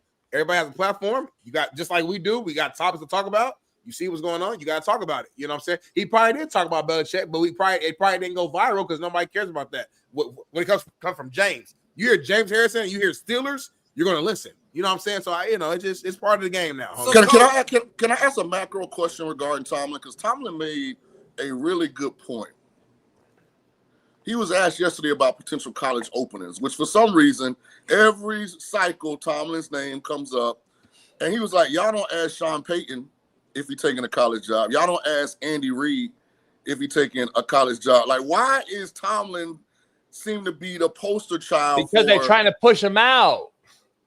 No, I think that's part of it, but I also think CAA King, to your question, I believe that it's because, well, he's a black individual, a black man, and he can relate, and he can really recruit well and be a father figure to the youth. That's what I think. There's a theory to that. No, there's not a theory. Shaun will tell you. Like, we hire coaches, so like, let's be real. Like, I'm not hiring a white wide receiver coach. Why not? I'm not hiring a white DB coach. I'm not hiring a white D-line coach. I'm just not. I'm talking about more not from the qualifications or the things that I had a real good white D-line coach. White O-line coach. That's it.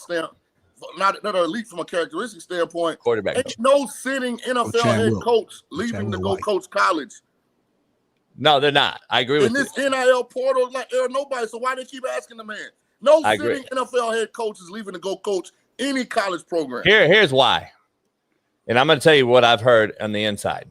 Keep it real. And Braden will tell you. The D coordinator right now, mentor at LA Chargers for Harbaugh. Jesse. Obviously, his father gave Tomlin his first college gig. And there's a tie and correlation with Tomlin going back to college and being the recruiter that they all say he was. They say Tomlin was a great recruiter. So now if you do leave Pittsburgh, Smitty, you're going to be the greatest recruiter to come in. So come on over to Penn State right now. Come on to Death. The problem is, Smitty, the cycle's over. Smitty, the cycle's over. So now you're just going to be a babysitter with shitty talent. Who the fuck's going to do that? You think Tomlin wants to deal with the kid in week 6 and, hey, coach, having a great year, but you know what? I'm done. Right. I'm gonna retain my eligibility for this season. No. Yeah. Shaun, you know Tomlin better than me. He's not very old, right? He's not very. What is he? 55, 8? Yeah, somewhere around, maybe a little younger. So I would love to see him in New York. I would love to see him in New York personally, and just have a refresh. That's all I'm saying. Tomlin's conflict resolution is to articulate it to the team, find said player, and move on. Like, college isn't structured like that. Right. You know what I'm saying? Tomlin's a guy, like, address the issue right in front of you, assign whatever consequences there are, and let's move on. Let's turn the page. It's over in Pittsburgh. They need to move on. Yeah, I think it's for both parties now. By the way, I would love to see him go to New York. You know what coach has had a greatest I don't want to say reset, but in terms of rehabilitating his image, and it's been great for his legacy, James Franklin. Penn State literally had a recruiting class of 2 players. That's like, you couldn't do that. You couldn't do that bad if you're on the death penalty. And I saw some graphic, JB, and me and you were talking about it. $300 million. $170 million in rate. James, he's the greatest stimulus package in the United States of America. Wow. Yeah, man. James Kiffin. Yeah, we got him. James Kiffin. Braden just named him. Doing his thing, homie. I want to know this, since he's the thumbnail, since Penn State's the thumbnail. Shaun, Steve, real quick, Smitty and I discussed it. So if Penn State's sitting here, and I'm kind of leaning towards what I saw from Joe Klatt, there's got to be a guy that they're waiting for to lose this round of conference title games. There's got to be. Because if there's not, then Penn State just basically threw in the towel, right, in the ring. Because there's no way you don't have a coach right now. You got to be waiting for somebody. Who is not represented by Jimmy Sexton then? Because obviously there's a theory that Sexton is getting some revenge on Penn State. So, okay, that leaves about what? Half the recruiting or the coaching hires out the window. But Steve, there's a level of client where we're not taking the Penn State job is malpractice.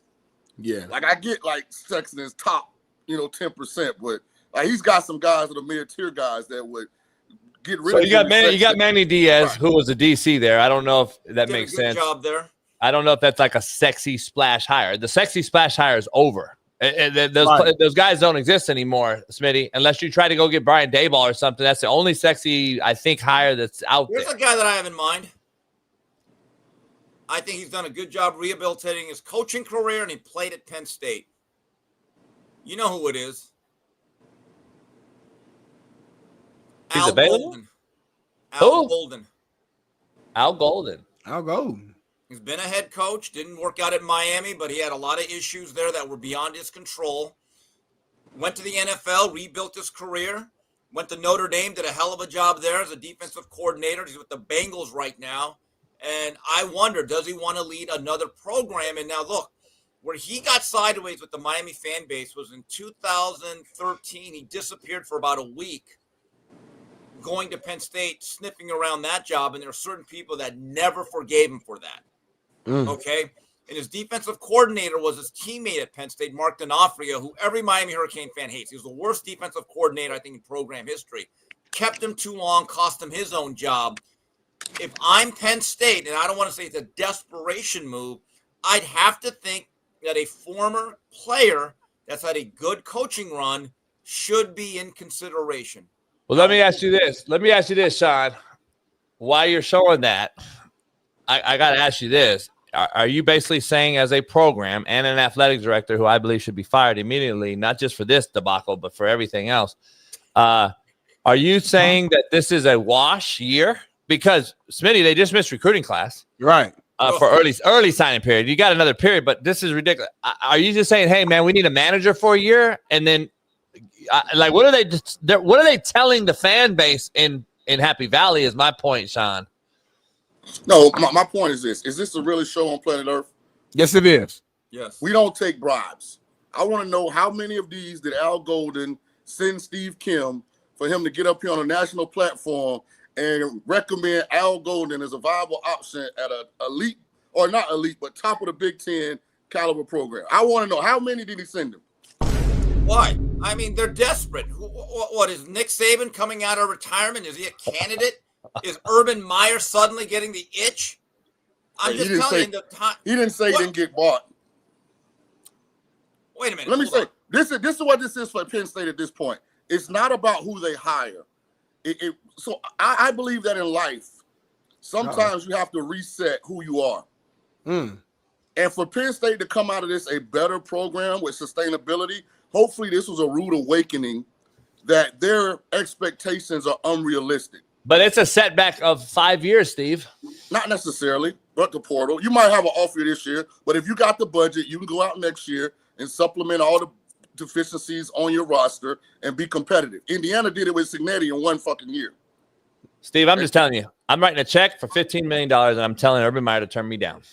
I'm just telling you, that's the only thing you can do. Why would you go there? only thing you can. It's not my problem. I'm not asking for Irvin. I'm saying I'm writing a $15 million check and I'm giving it to Smitty and saying, tell your client to turn this motherfucker down. That's all I'm saying. There's only one thing you can do to save face. Said that Sexton has mid-level clients that would take the job. So you're already saying option 1 through 20 have said no or not available. They did though. Are they re-signed with their schools? If I knew Pat Kraft, here's what I would do. I would say, all right. Look, let's go look at recently fired NFL head coaches, where we're getting, because the game is getting more NFL centric. Now that you have unlimited coaching staff numbers, you can go hire a guy to run your recruiting department. You can go hire a GM, a chief of staff. I would call Brian Daboll. I would start going down that tree, because they've done it before with Bill O'Brien. So obviously the fan base has experienced. Yeah, it. but he was at Bama. Here's the issue I have. I don't know one NFL guy that wants to go down, and I know every college guy that wants to go up, because they went out of college football. They went out of college football. But JB, that's why I said fired, and there's no chance Daboll is in the coaching. Daboll, from what I've heard, and this is from inside, Brian Daboll has multiple offensive coordinator offers in the NFL, but no head coach. So so he's fine with going to be an OC for a year though and still collect money. I'd go be an OC as Brian Daboll in the NFL and go to the Lions. Can you imagine Brian Daboll coaching college, and he elevates a young guy? The kid comes out of nowhere, has a great first month, and all of a sudden he gets a call from an agent. Oh, hey, Coach Daboll, great job. Yeah, my guy's having a great season. We're looking into our NIL. And Daboll, you're like, yeah, what about it? But Steve Kim, here's the one thing you're missing. And I got a call from Tulane that Tommy Bowden wants to get the Tulane job. But here's what you're missing with the guys who grew up in the old coaching guard. The head coach don't get that call anymore, because you can hire a GM. You can hire a chief of staff. You can hire a director of recruiting. Like, you can have as many coaches as you want now. You want to clue in, Shaun, about what those guys really are? No, but I'm saying you can assign the responsibility based on what your needs are for your staff. Right, but you still have to deal with that issue, though. Still have to deal with that. No, you can structure it. Nobody's calling Belichick in North Carolina about NIL. They're all calling Lombardi. So you can structure it so that the head coach isn't the sounding board for all that. Let me tell you something, Steve. Bring in Brian Kelly. Hey, this is an inside information, and I think AJ will let me say this. AJ and Brian Daboll are very close. Snitch. Obviously, coach there with AJ. What, Shaun? Brian Daboll. No, this ain't nothing. This ain't no crazy thing. Brian Daboll said, "I'll take Ole Miss over Penn State job." Fact. But that tells you what's going on up there, dog. He said straight up to AJ, "I don't want to fucking go up there, and no one else does. I'd rather be in the South recruiting the southern states in warmer weather than have to go up there and deal with Ohio State in shitty weather." He said, Ohio State's falling from grace, dog. It is what it is. If an NFL coach says, I'll take Ole Miss over Penn State, there's a problem. Bring in Brian Kelly, y'all. He's the only person left. It makes sense. So now you want him to sound like a fucking Amish? He the best option available. Hey, Steve, he's going to come in with a fucking tool bag and a fucking and a hammer. Pulling a wagon, looking like Little House on the Prairie. Fucking beard, hasn't showered in 6 months. It's comparable to like a Notre Dame. I'm just saying. So now you're just reaching. No, I'm saying to Steve's point, kind of now we're just throwing shit at the wall now. Like, that tells you how far it's gone. What we're doing, though. And Steve, nobody's even talking about our Bruins here in Westwood. They haven't signed a coach to ink not a paper. Real program, as Steve Kim said. They're not a football program. What I'm saying is, he's supposed to sign a 5-year deal. Hasn't, but guess what? Nobody's recruiting there right now. They haven't signed nobody either. That's how far that's fallen off. I mean, Penn State's recruiting is so bad, it's rated below Colorado. They have a coach that does not leave his living room. Bailey, there you go. A little late, Bailey. Let's keep this thing rolling, man. Let's talk about your coach, Mario Cristobal, who exposed Notre Dame's entire schedule, Steve, during his press conference. I want to see this. He said he had 2 legit opponents. They lost both. 6 wins came against defenses ranked 105 to 127, and was really just going. Is there a video, Bailey, or no? Or he was just going. We won 10 games, just like we're being compared to, obviously, to Notre Dame in a lot of different forms and fashions, but the totality of our resume got just as strong or stronger than anybody else. And after their first 2 losses, right, their resume got stronger, but when you break it down, those 10 games, 2 were against group of 5 opponents. And of the other 8 games, 6 of those games were against defenses that were ranked 105 and beyond, right, 105 to 127. So I think when you start looking at the true facts surrounding a resume and how a resume is actually built, I think all those things will be taken into account. And I respectfully will always provide any and all information to whoever it is necessary so we could have a fair and honest judgment and decision on what is the reality, that we're the best and most deserving team. All I want to say in Miami's defense, if Miami doesn't get in, there's no way in the world to have any credibility you can allow Notre Dame in. No way. Here's what I think. What people are missing. This whole Miami-Notre Dame debate, I actually think both teams are in the top 12 in terms of, like, talent, merit, play. This is a diversion to take away from the pervasive influence of the SEC and their media partners. I do not believe that a 5th SEC team belongs in the playoffs. With that said, I think Miami was ascending this year. I hate to say it, though, but that SMU loss just rings right over our head. It is what it is, but everything Mario Cristobal said is factual. Sean has a ticket on Miami, so he's hoping they get in. So. I'm hoping Miami get in, but are we like talking shit in the most respectful, like, boss way, though? Like the way he did the whole breakdown. He was standing up with the suit on, like, that's our coach. He was cooking him the whole time. Go ahead, That's Sean. our coach. Good job, Mario. Hey, are we going to address the fact that Cristobal up there title telling? He title telling like a motherfucker. Hey, Sark is. Everyone is. Good. Everyone that's on the outside looking in does it every year, by the way. Yeah. Like we see it every year by every coach. I'm not pointing out one guy because they all do it. Here's Notre Dame's counter argument. Miami's 2 losses of the teams would combine 8 losses. That is true. But here's what Miami's ultimate argument is. Miami beat Notre Dame.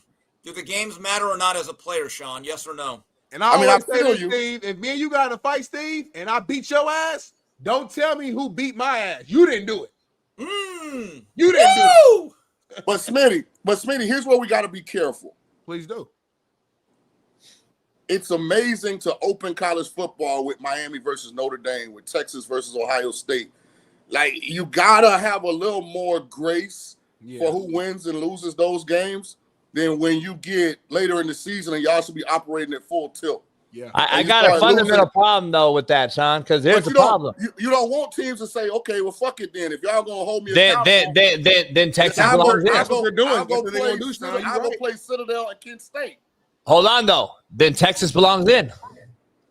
Texas lost to Ohio State game 1. To your point, Miami won game 1 against Notre Dame. One of those teams of the 3 are in the playoff. I'm gonna be real. I think Texas right now is a top 12 team. My eyes work. 100%. At today, I think I'm with you. They are. Smitty, I'm with you, but here's the reality. If you look at the scope of their whole 12 game, they're closer to being a 5-loss team than a 1-loss team. And they had to escape against Mississippi State and Kentucky. Dude, that's everybody up there, though, Kimmy. Yeah, that defense is fire, too. I mean, look at A&M. A&M could be a 5-loss team. They got 1 loss. Well, they had 1 game they escaped. That's the South Carolina game that we watched. They've been in some dog fights. Here's what's going to happen, y'all. Texas Tech is going to put belt to ass to BYU. I know y'all all think BYU was going to be in regardless. I disagree. No, Texas Tech is going to beat them by 20 points. BYU is out. Texas is going to move up to number 12. The U is going to be at 11. The U and Texas and Notre Dame will all be in. BYU be out. There's no way, because Bama, that means Bama loses and is out too. I'm just telling you, SEC, they leverage this. Bama's Smitty, you're forgetting that Tulane, North Texas. Winning, though. I mean, I told you that we got Bama. It don't matter. You don't have enough spots, Smitty. You don't have enough spots. Yeah, you don't have enough spots because Tulane and James Madison are competing for 1 spot, basically, right? Yeah. So it is what it is. Yeah, it is what it is. Steve, let's get into something I want to dive into because you know the ins and outs of this one. There'll be a good card this weekend. Not as good. God, Janet Beck. We got football. We got football palooza and boxing palooza here Saturday without Shaun King. What's going on with Crawford, though, and his disgruntled car rage, road rage video? Oh, well, the WBC with Mo Suleiman's trying to take credit that you're only popular because of my green belt, and they're trying to extort him for more money. Look, Crawford is the undisputed champion. He doesn't need any belts at this point. And he just basically said, you're not sticking me up. I don't need the belt. Take it back. And that's what it is. So why do they have to pay? Yeah, I never knew that. Well, it's a sanctioning fee because that title does have value. My view is once you win all 4 belts, you should get rid of at least a couple of them. And he's also the Ring Magazine champion. And there's a certain point with certain fighters, they don't need belts anymore. Now, there's not a lot of them, but there's every generation has a couple of fighters that they're beyond the belts. Every other fighter kind of needs the belt. They do. Crawford is now in that exalted position where he could just dump the belts and people say, you're Terrence Crawford. You make the fight. You make the event go. And I actually like the fact he's taking the stance, and I hope he just continues to make good fights. I will say this, absolute power absolutely corrupts. And Mauricio, my warning would be the environment around boxing is evolving and changing. Be careful, buddy. Because he's been the big dog for so long. He's kind of been the puppet master that nobody publicly knows his name. They start playing with them rankings, and if you don't pay, they bump you down. Like, be careful, because boxing's changing. Guys are getting smarter. Boxers have privy to more information than they ever have. And they're starting to get smart. Gervonta Davis is a perfect example, right? Hadn't he said screw the belts a couple times because he didn't want to pay the sanctioning fees? Well, he didn't want to fight certain fighters, too. Let's be honest. Let's not paint. They're not the same guy, Shaun. Good grief. This is why you need a boxing guy on here. See, here's the thing that gets me about the We Be Corrupt. They literally ranked. All right, shitty. They are right, sanctioning Ryan Garcia. Well, look, let me just go Bobby Knight when it comes to boxing. Hey, Chess King, I've forgotten more about this game than you're ever going to know. With that said, how the WBC is okay with Ryan Garcia fighting for their WBC title after getting shellacked and mollywopped by Rolly Romero. Yeah. That's right there. Then they are ranking Conor Benn #1 at welterweight because they want to set up a Conor Benn Ryan Garcia fight. Whose last 2 fights have been at middleweight. Well, he has not fought at welterweight since 2022. I know. So when you look at these situations, this is the dirty truth that only I'm willing to say, being a man of honor, integrity, and intelligence of my level. Nobody actually wants boxing fixed. Do you know why? Why? Because this current system works for them.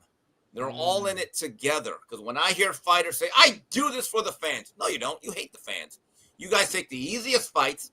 You don't take any risk out there. You don't ever want to do anything that we want as the paying customer. The promoters and managers leverage that. Jay Larkin, the former head of Showtime Boxing, God rest his soul, taught me a lot about boxing. He taught me the most important lesson about the professional boxing racket. Boxing is a series of business deals dressed up as a sport. That's the reality. Yeah, I don't. It's to me. Is there any? I just want to ask you both that know more than me. I don't know shit, and Smitty knows more than any of me as well on this boxing. Is there any acting to this? Meaning that they becoming an irrelevant sport, like you say a lot, Steve. That this is kind of maybe something that they're doing to get the eyes on it. When I was growing up as a child, boxing was on ABC, CBS, NBC, and a little bit later, Fox. As of right now in 2025, it is on no major platform nationally in the U.S. And the only reason boxing is viable in the last 2 years is because of Turkey Al-Sheikh. That is very true. He is coming with an influx of cash, and all the big fights that we've gotten largely are because of his desire to see those contests happen and his willingness to take all the risk away from the promoter. And he assumed all the risk by putting the money up, and the promoters got guaranteed return on investment because they're basically now just simply promoting the fight. They don't have any of the risk apparatus. Let me say this. Get off your high horse for a second. Let's help the chat make some money. Really hard to bet Roach because he's a -240 favorite, so you got to lay a lot of money to make money. But the other big fight, Oshiki Foster and Stephen Coolboy Fulton is more of a pick'em. Who do you like in that fight and why? Because we can pick up a couple dollars if we're on the right side. I like Fulton here. I think he's a better pure technician. Shot fights in a way where he allows himself to be pulled into close fights and he's not active enough. Oshaki is the bigger natural fighter, right? So he's got to act like it and enforce a fight. But if you let this thing go to a technical type of pace, and a lot of strategy and a lot of thinking, I like Fulton here by decision. Okay. You can make some money on that, Smitty. Well, I didn't say that's like a pick'em. That's like a pick'em fight. Real quick. Go ahead. Go ahead, Siri. I had one last boxing thing that just came to my mind. Back to the Crawford thing.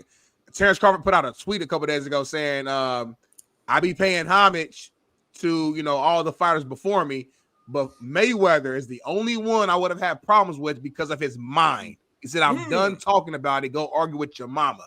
I'm just curious. I want to ask Steve, who's the boxing encyclopedia, just what's your initial reaction and thoughts to that?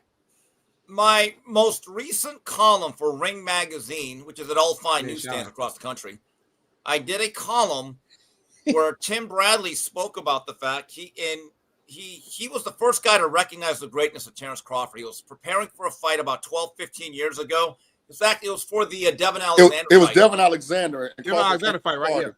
And he said to his manager at the time, Cameron Duncan, they had the same manager, said, Cameron, can I buy into this contract here? This is the greatest natural talent I've ever seen. My God, where'd you find this guy? Tim Bradley said something to me about 4 years ago that I thought was really interesting. I said, Tim, you really think Crawford can beat Mayweather? Because he said it back then. And he says, Steve, put it this way. Look at Mayweather's record. Every single guy. Tell me who Crawford does not beat. And I was like, wow. You're right about that. And I'll say this. I don't think Crawford needed 2 shots to beat Jose Luis Castillo. I thought Castillo beat Mayweather the first fight. Okay? I have great respect for Floyd Mayweather. I saw him at his absolute best from about 98 to about 2002. That's when he was at his absolute best. I was there when he won his world title, when he fought Diego Chico Corrales. It's one of the 3 best performances I have ever seen. He was absolutely special that night. My caveat is this. As the fighters have moved up in weight, it is my contention that it is Crawford that is continually elevated his game. And Crawford could also go southpaw. His versatility would give Mayweather fits. That does not make him a sure thing, but I'm just saying, those who say Crawford would beat Mayweather, I would not say that you're necessarily crazy. So in my opinion, because I'm not a boxing expert on here, I don't know about that. Floyd hurt his hands in the first Castillo fight. That's why when he held up the second time, he dominated him. I would say the fight looks drastically different depending on what weight they fight at, because Money Mayweather is a completely different fighter than Pretty Boy. Yeah, and they both at 135. I think it's a knockdown, drag out, all time great fight. At 47, I think it's a cat and mouse game that could be highly technical, but also potentially very boring. Yeah, you agree or disagree with both so smart, Sean, you're right. You're Sean, right. Two great fighters. If their styles do not mix, you may not have a fight. It's like Teofimo Lopez against Shakur Stevenson, 2 of the top dozen fighters in the world. That could be a feint fest. Both counterpunchers. There's a saying that styles make fights. But you know what? The wrong styles can spoil one. That is the reality. Guys, I got to log on with Fearless. I'll see you Saturday, JB. All right, bet. All right, that's it. Hey, real quick, I want to ask a question. I have a new poll question. Damn. It came to my mind because I'm looking at these rankings in college football playoff. And I got to call bullshit out. Like, this is why I'm continuing to look at this whole fucking thing. So let's look at this top. Let's just go to number 14, okay? Yep. What do you notice with 14 and 13? I see Vandy. I see Texas right there. Did they play this year? Yeah, Texas beat Vandy. So what are they? So they're ranked what? 1 spot ahead of them. 1 spot ahead of them. Now go to 12 and 10. That's the U, and that's Notre Dame. They played each other. The U beat Notre Dame, but Notre Dame was ranked ahead of the U. So, Smitty, we spoke on this yesterday, and I want to make it make sense. That's all I'm saying, homie. You can't tell me, Shaun. You can't tell me, Shaun, that this makes sense. Now, the college football playoff rankings don't come out till Sunday. A little bit later. The initial one comes out when? It's like week 4. You talking about the playoff committee after the bowl games, or are you talking about the initial college football playoff ranking? Oh, you talking about during the season? Yeah. I think it's 7, right? Okay. But here's the problem.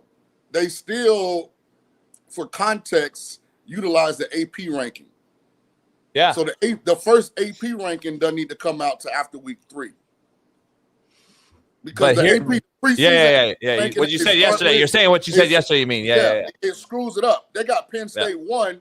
I agree with that. Penn State would have to lose 3 times to get out the top 25. I agree with that. It also probably got James Franklin fired.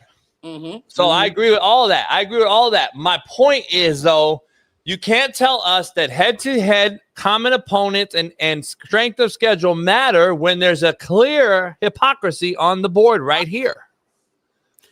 It's crazy that you're on this side of the fence, though. When I feel like a year or 2 years ago, me and you had like the same argument about Bama and Texas, and you was on the other side. It's so weird. Because here's why, though. To me, those two teams were juggernaut teams that were both, my eyes worked, and I told you during that time, I said both of these teams will probably play in the Final Four of the college football playoff. I don't agree with that this year because quarterback play matters, and I believe that the whole thing with these 3 coaches leaving and then the fact that Arch Manning is getting better now as well as Carson Beck, as you both alluded to, versus how they looked early, has to carry weight because Florida State got held out because of the quarterback was not playing. So if quarterback play matters that much, then we got to put guys in that have good quarterback play. And I agree with Braden Fajoko that Mateer, to Shaun King's point, is so bad at times, I'm scared to put Oklahoma in, like Braden Fajoko said, man, I'm scared of Oklahoma being in there and playing at Oregon or Ohio State or somebody with no offense. And they have to go play defense. So I think quarterback play has to weigh this out, Shaun. I thought that was his worst take simply because inconsistency doesn't mean necessarily bad. It just means unknown. And see, I don't bet Oklahoma because of Mateer. You can't trust him. But the good Mateer, Oklahoma can win the whole damn thing because they're good enough everywhere else. The bad Mateer, they're probably one and done. It's the fact that I don't know which Mateer going to show up which impedes my ability to trust Oklahoma. But they have a college football playoff caliber team. Monica Evers in the chat. She has a son playing big-time college football. She's a football savant herself. She's asking, do you think, man. She's asking, do you think AI takes over the voting? So look, before AI existed and all this shit, the computers picked the BCS. Yeah, I didn't fight that either. I actually thought we had it was pretty accurate for the most part during the BCS. And then went to 4 for the college football playoff, which I still think is the best model. Tulane created the BCS. You know that, right? Yeah. Because in 98, when we went undefeated, we were number 7, like with 3 games left, and we mollywopped all 3 opponents and never moved. And so then they instituted the BCS a couple years later, and that's how we got Boise State, Oklahoma in the Fiesta Bowl. Got you. I didn't know that. Yeah, I find it. I don't know, man. AI to me scares me in life, so I don't want to fuck with it. But if that's picking teams, then I don't know. That's probably coming though. How about if I say this? Here's the thing with the Group of 5 entrant in the college football playoff. I think there have been 2 Group of 5 teams that had a legit shot if this current system was in place to win it all. That was my undefeated Tulane team, and that was Andy Dalton's TCU team. Well, Georgia Tech also. The 90. But they've been an ACC team. Yeah. I'm talking about Group of 5. I'm just saying. Group of 5. I'm just talking about split natties. Go ahead. Yeah, this TCU before they were in the Big 12. This is what Andy Dalton. They had a good ass team that year. That's the problem. Every now and again, I think there is a Group of 5 team that comes along that is legitimately got NFL caliber guys that can go and win it. But year in and year out, I think you're probably right. Like if we beat North Texas, I think winning one game, depending on the matchup, probably is our ceiling. Because this is a good Tulane team, but it's not a great one. So I don't think we could make a run to win it all. You know what I mean? Sort of like Boise State last year. That wasn't their best team. They had Genty. They were solid on defense, but they've had teams where the quarterback was an NFL player, the receivers were NFL caliber guys. You know what I'm saying? Yeah. So no, I hear you. Argument. Yeah, I hear you. I think you're biased with this Tulane team. They've been outscored 98-36 in their 2 losses. I wouldn't even fucking put them in the playoff consideration. Like, so, but JB, though, before we go to commercial break, I'm just telling you, I if we're really talking top 12 teams, I don't believe we're doing it right. Like, that's all I'm saying. I mean, I don't think even Shaun thinks they're a top 12 team, right? For real, for real. I don't think Shaun, like, if I took I Shaun don't, but the rules, but the rules say the highest ranked G5. So, I mean, if that's us, then we should get in. I don't get the G5 thing even being in consideration. I really don't. Like, because if you put those teams in a conference that matters, in a big time conference, you know damn well they're not even in the mix. And I'm like, why would we put a team in a playoff if they could never beat that team? Like, I just don't get it. Like, it doesn't make sense to me. If we're really trying to have the best quality playoff football, I don't understand it. That's why I do believe what AJ's saying is coming down the pike with the upper in the government coming up with this and getting involved in Louisiana and states that like Alabama and Mississippi, that I believe they're going to break away, like Smitty and I said 3 years ago. I believe it will break off. And when it does, I believe the NCAA will only control the mid-majors and the smaller echelon of school. I think the SEC and the Big 10, Big 12 will come together in a geographical format, and they will align geographically for 3 power conferences. You'll have a Southeast, a West, and a Midwest, which will include, like, you know, Penn State and Ohio State and Michigan. And I believe those 3 will play it out and have their own 8-team or something type of playoff. I think the rest of them are going to have their own playoff under NCAA guidelines like it currently is. That's the only way you're going to be able to do it, because you're going to have a big boy just like high school football in big states like Texas and California does, where there's an open division. This is the big dog. And then there's a Division 1. And then there's all these other things below. Because at the end of the day, the 20th ranked team, Smitty, don't belong in a top 12 playoff scenario. Well, the only counter argument is then you never get the movie Hoosiers. Because Indiana used to do a no-class high school basketball playoff format. And you never get the Cinderella story of the underdog winning it all. But here's the problem, Shaun. Indiana has 17 fucking people in the state. California's got 40 million. We got fucking 30 divisions. 17, but yeah. But not like, let's be real. We got 30 fucking divisions in Florida, California, Texas. I mean, come on, man. We gotta look at numbers too now. Numbers actually matter when you're recruiting, Smitty. Like, let's be honest here. You just disrespected my whole state. So everything you're saying right now is going in one ear out the other right now. So I'm gonna go to commercial break to reset myself, and we'll come back and we'll finish this show.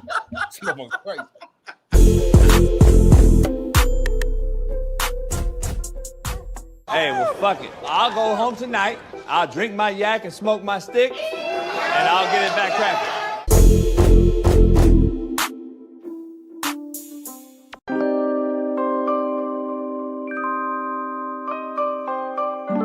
Hey, dog, they saw a motherfucker walking around Miami Dolphins camp. What's cracking? You trying to play? They capping. Uh-oh. To Texas, to California. I've been here in Atlanta in my studio creating content as an influencer, as a YouTuber, you know what I mean? Oh, shit. Hey, Lion, that's crazy. It's great to meet to just make shit up, huh? Yeah, I've been telling you I am. You know how I go, bro. They look at what's hot, what's popping. And I think one of my missions being in media is you still have to vet the information. These days, they want to be the first to post. Hey, I said it first, blah, blah, blah, not having any truth or merit to it. And it's like, you know, my girl hit me yesterday and said, motherfucker, you in Miami? You in Charlotte? Hey, yeah, that's real. Hey, girl gonna find out. She gonna be like, "Where the fuck you at?" FaceTime you. Hey, where you? I thought you said you was at. Because you know, a lot of people live vicariously through you. So what happens to you, it also happens to them. So even your outreach, they like, "Yo, congratulations to Cam." Blah, blah, blah. Hey, hold on, let me make sure he ain't. You know what I'm saying? So I definitely heard it. I definitely seen it, and this is a fedora that I have on, but what most people wear on their hat, this was a definitely cap situation. You know what I'm saying? Capping. Hey, I told people before, I was like, man, I recruited Cam years ago before he went to Blinn, and you signed with Franchione's kid, and I was like, man, I was trying to get that motherfucker to Compton, boy. Your take with Tyreek Hill getting pulled over, Smitty and I had a huge argument about it. I saw your take, and I'm like, we had an argument, and then and I was like, does that go back to JUCO though? What you just kind of stated, and saying, hey man, I got a different look, I got a different eye now on these folks with my skin tone, and the motherfuckers that maybe they're not just what everyone else in the media uses as an agenda. I told Smitty and I said, when you got a kid, when you have a daughter or a son, and you got a different lifestyle, you'll tell that motherfucker to keep the motherfucking window down. 100%. And I think it changes people's mindset. And Smitty young, Smitty 30, and he's like, well, still, two things could be true. It didn't have to happen afterwards. Like, well, yeah, but it would have never got to that point. And I think that was your take as well. But does it go back to JUCO looking and saying, you know what, Franchione was a white boy, and he actually looked out for me. It's not just, do you look at that now as a grown man and say, that might have changed my thinking? Well, that's a whole loaded question. The first, I will go to the Tyreek situation. Man, I love Tyreek, bro. A Georgia boy who, you know, I have the utmost respect for, and his skill set and talent, right? When I look at my takes as a sports personality now, covering sports in a football adjacent show, so to speak. Yeah. It's my job. I looked at it like I was the OG in the locker room, where people don't say it, but they always want to hear what you got to say, right? Yeah. And when I analyzed the whole situation, I was one of the million people that heard and got the ESPN update on their phone as I'm walking into church, and I'm like, what? Hold up. So, do we have footage? Do we have this? And then when you see the initial footage of him on the ground, it's like, oh my God, what the fuck, right? Right. But when you get the whole police dash cam and you see what transpired and how it escalated and how it could have been de-escalated at times, he didn't uphold his end of the bargain. And as any true friend, as any true person that's in your social circle or any true teammate, it's your job to not just be the yes man, to be like, yo, bro, I'm not just going to be like, yeah, dog, you could have got foul. Yeah, like, you foul. Hold on. Yeah. Hold on, Tyreek. Like, my boy. Oh, you got out, bro. You could have handled that way differently too. And even with this situation, a lot of times cats don't be willing to lose a friendship because of the truth. It's like, yo, bro, I'm just here to report what I deem you to be and uphold yourself and your morals as a way. It could have been anything. Obviously, it was a police situation where I tried to give perspective for my children, right? And all children. But it could have been a domestic situation. It could have been, you know, you just acting as if you're normal in a club where you're being disrespectful, belligerent, whatever you want to kind of call it. These are things that accountability has to be held at all times.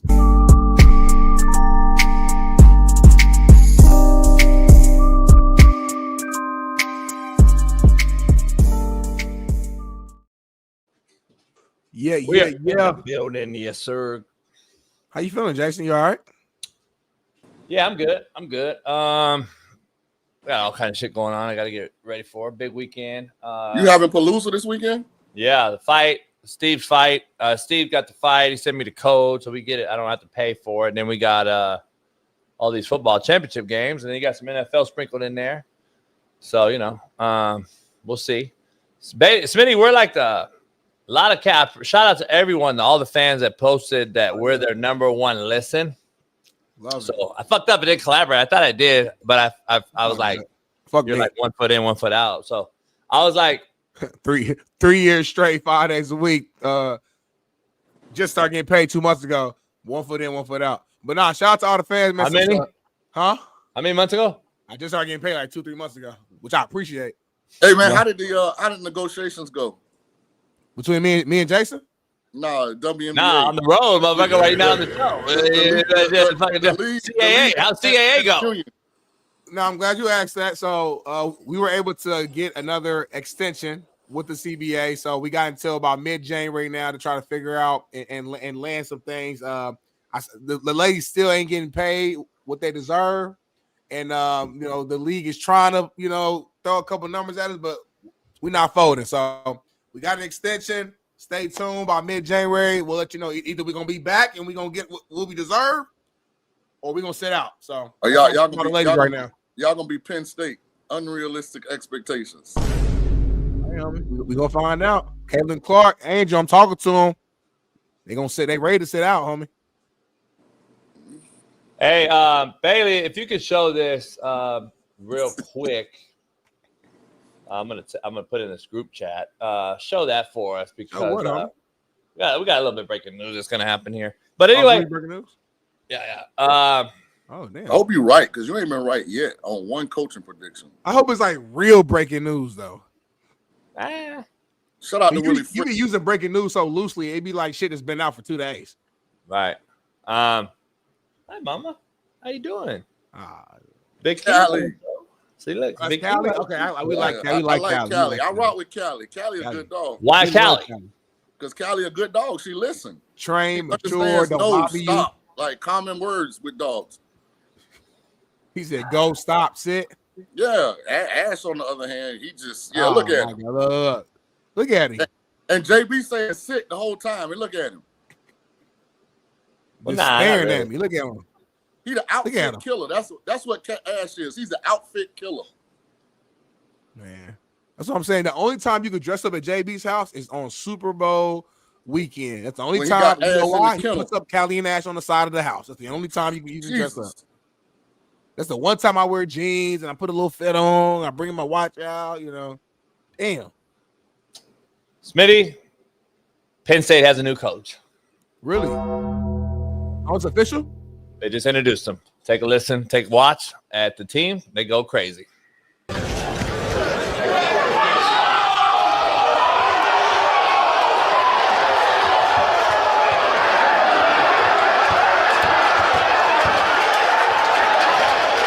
if I want to create a play and I want you to create a big play, we're going to get out there. We're going to create a big play. It's one game at a time, 1 week at a time, 1 day at a time, 1 play at a time. Guys, I've never said this before. But I'm going to say it today. It's going to be here before you know it. Hey, Shaun, might as well hire the motherfucker. Ain't doing shit else? Hey, you might as well hire that motherfucker. They ain't got nobody else. Shit. Might as well. It's either him, what's his name? Keegan.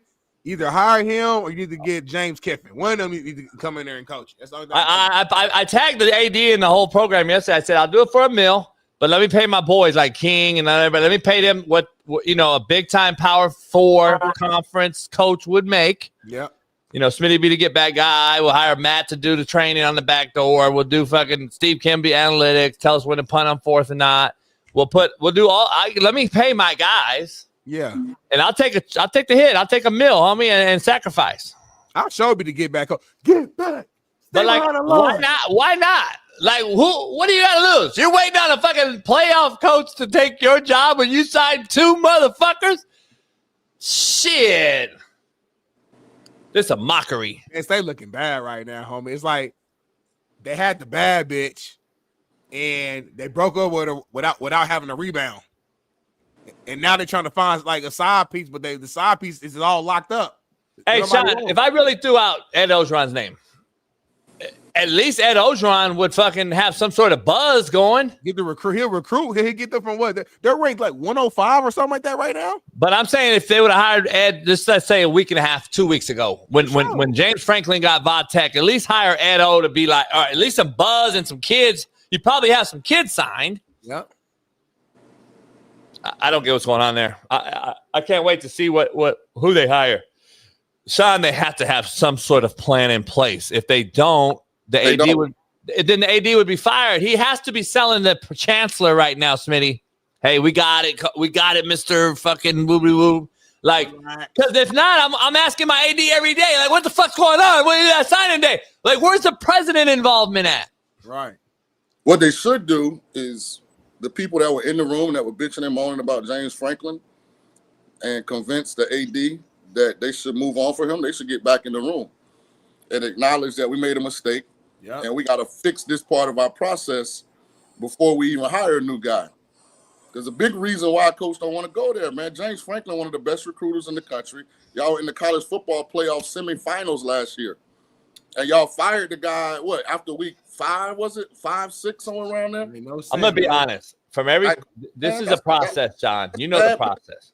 And Smitty, you know the process, maybe not from the coaching side, but you know if you're taking a job at ESPN and you're leaving Fox, you're going to call Marcellus and people you know and say, hey, man, what's really going on at ESPN? How is it? How do they move? How do they treat you? How do they treat us? Blah, blah, blah.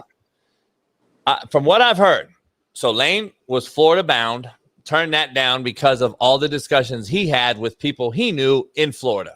Yeah. It's also rumors coming out about Florida State and Lane were working a backdoor deal. And then he decided to go to LSU. Now, having said that, these guys are in the same fraternity, represented by very few agents who are also represented by search firms who also know everybody on those campuses. From what I've heard, that everybody involved at Penn State are deterring coaches from what they did with James Franklin. So if that's truly the deal, then there could be a coach that gets hired that everyone's going to be like, that's who y'all hired. You know what I'm saying? That's what it looks like. Because there's not another guy out there. Unless Urban fucking Meyer comes out of fucking television and says, all right, give me 15 mil, I'm doing it. There is not a buzz hire Penn State can hire. There's nobody. There's nobody left on planet Earth right now other than Urban Meyer. Yeah. Let's be real. Like I said, I think Brady's probably right. I think Urban Meyer for sure, but I don't know if Urban's really coaching anymore. Other than him, I think you got to go. I'm just saying that's the only guy, yeah. Right. So since that's probably not realistic, I think you do go to like an OC or maybe somebody who got fired at the NFL level who's just trying to get back. But I'm saying my only point is like you failed already. Yeah, I know. Yeah. Like you failed already. Homie. If John Gruden really wanted to coach and y'all had the opportunity, then why didn't you take a shot at John Gruden if you want to make a splash? Jimbo Fisher said he wants to coach again. I mean, fuck. At this point, you could have had Jimbo Fisher. Like I'm trying to figure out the guys you've not even interviewed, and now I'm hearing Willie Fritz's name and other guys. I think Willie's one of the 5 top coaches in football, but is he a splash sexy hire at his age right now to go to Happy Valley? Let me ask you a question. If they could convince Matt Rule to leave Nebraska, could they sell that to their fan base? Nah, because he hasn't succeeded. Really. What has Matt Rule done? Yeah, thank you. I'm so tired of us. Matt Rule gets a lot of, I don't know. To me, it's unnecessary praise. First of all, guys, we're out of the upper echelon of names. So I'm not coming. You gotta move. Yeah, you got to move to the secondary market and let's see what can we sell. People be talking like Matt Rule, just like that guy, and I'm like, he ain't really did shit. DMV in the chat made a good point because I heard his name yesterday because I was hearing that Boston College was going to try to make a move on Bill O'Brien and Chip Kelly was the Boston College guy. Is Chip Kelly a guy that you throw at now? Yeah, if you want to lose. Yeah, I'm just saying though, he's a name. I mean, fuck, you got nobody else. You're talking about lower echelon guys. The problem is you fired James Franklin. So you know what I'm saying? Like you fired James Franklin. You can't go to Chip Kelly. Matt Rule. I was in Carolina with Matt Rule. That was Chip played for a Natty though. James didn't, but yeah. That was one of my tenures. Matt's at least a people person. Like Chip ain't a people person, man. No, Chip's horrible. Yeah. Dog, Chip got fired in Vegas because nobody liked Chip. Nobody liked Chip anywhere. That's why he got fired. Yeah, we don't even eat chips. Anyway, man, let's move on to the rundown, man. Famous rapper Tusi has, I think the Tusi has committed to Syracuse to play football. He's best known for his hit song. It's called Favorite Song, was the actual title of the song, and now he's going to Syracuse to play football. I think it's a wide out, if I'm not mistaken.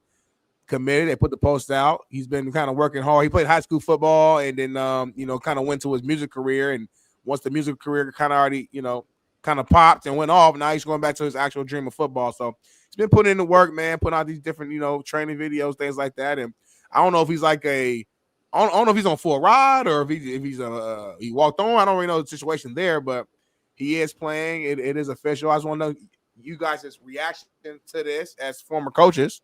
I'm an elite talent evaluator. I am a great recruiter. You are. I see a undersized slot type receiver that does not have elite change of direction or short area quickness.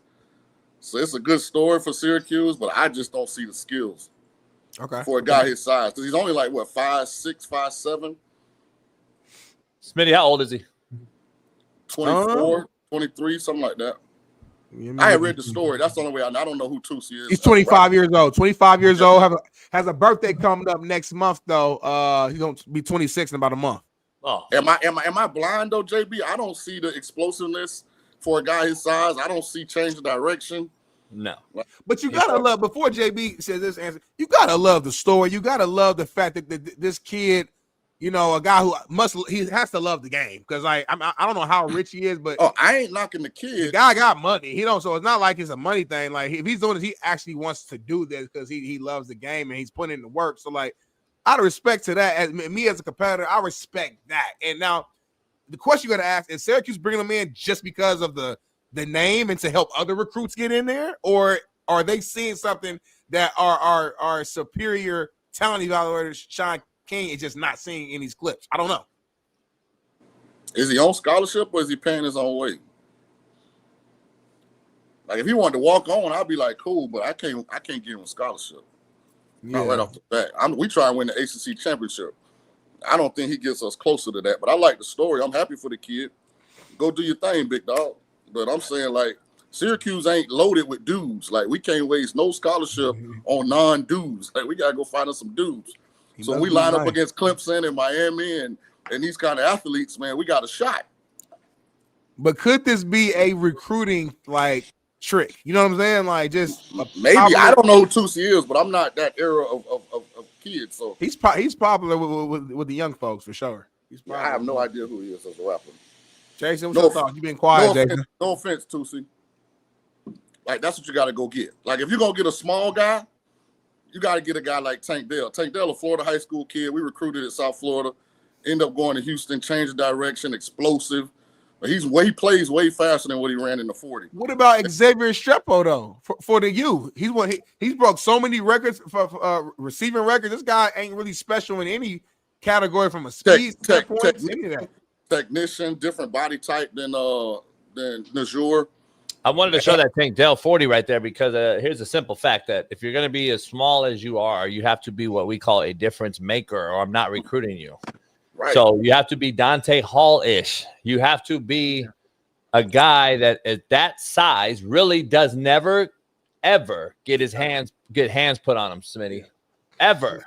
That guy right there is rounding off his hips. He's rounding down straight. He can't make a straight line cut off of a break.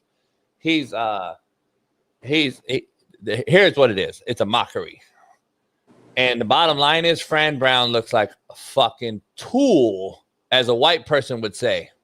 He looks like a fucking tool right now. And to end the season, the way Fran Brown ended it, and the excuses keep coming that he didn't have a quarterback when everyone else loses their quarterback and continues to win games is really suspect. Because I like Fran Brown. I thought he was doing some things because what he says, how he operates, blah, blah, blah. But now it's kind of fallen off. I don't know if anyone is trying to chomp at the bit to go to Syracuse anymore. I think that Fran Brown, that last part of the season hurt him. It hurt him. Hurt him in the season. I'm just saying this way the season ended after the quarterback, Smitty, hurt him. And then you sign a guy like this for what? Because he's not like Snoop Dogg popular. Well, I can see if you're doing it for a Dion effect and trying to get some eyes on the program but I've never heard of the guy and then he's shitty on top of it. But but he's popular for the kids though. You don't know him because you're 50, right? But what kids is he bringing? Huh? What kids is he impacting at Syracuse? What fucking players want to go follow him to Syracuse?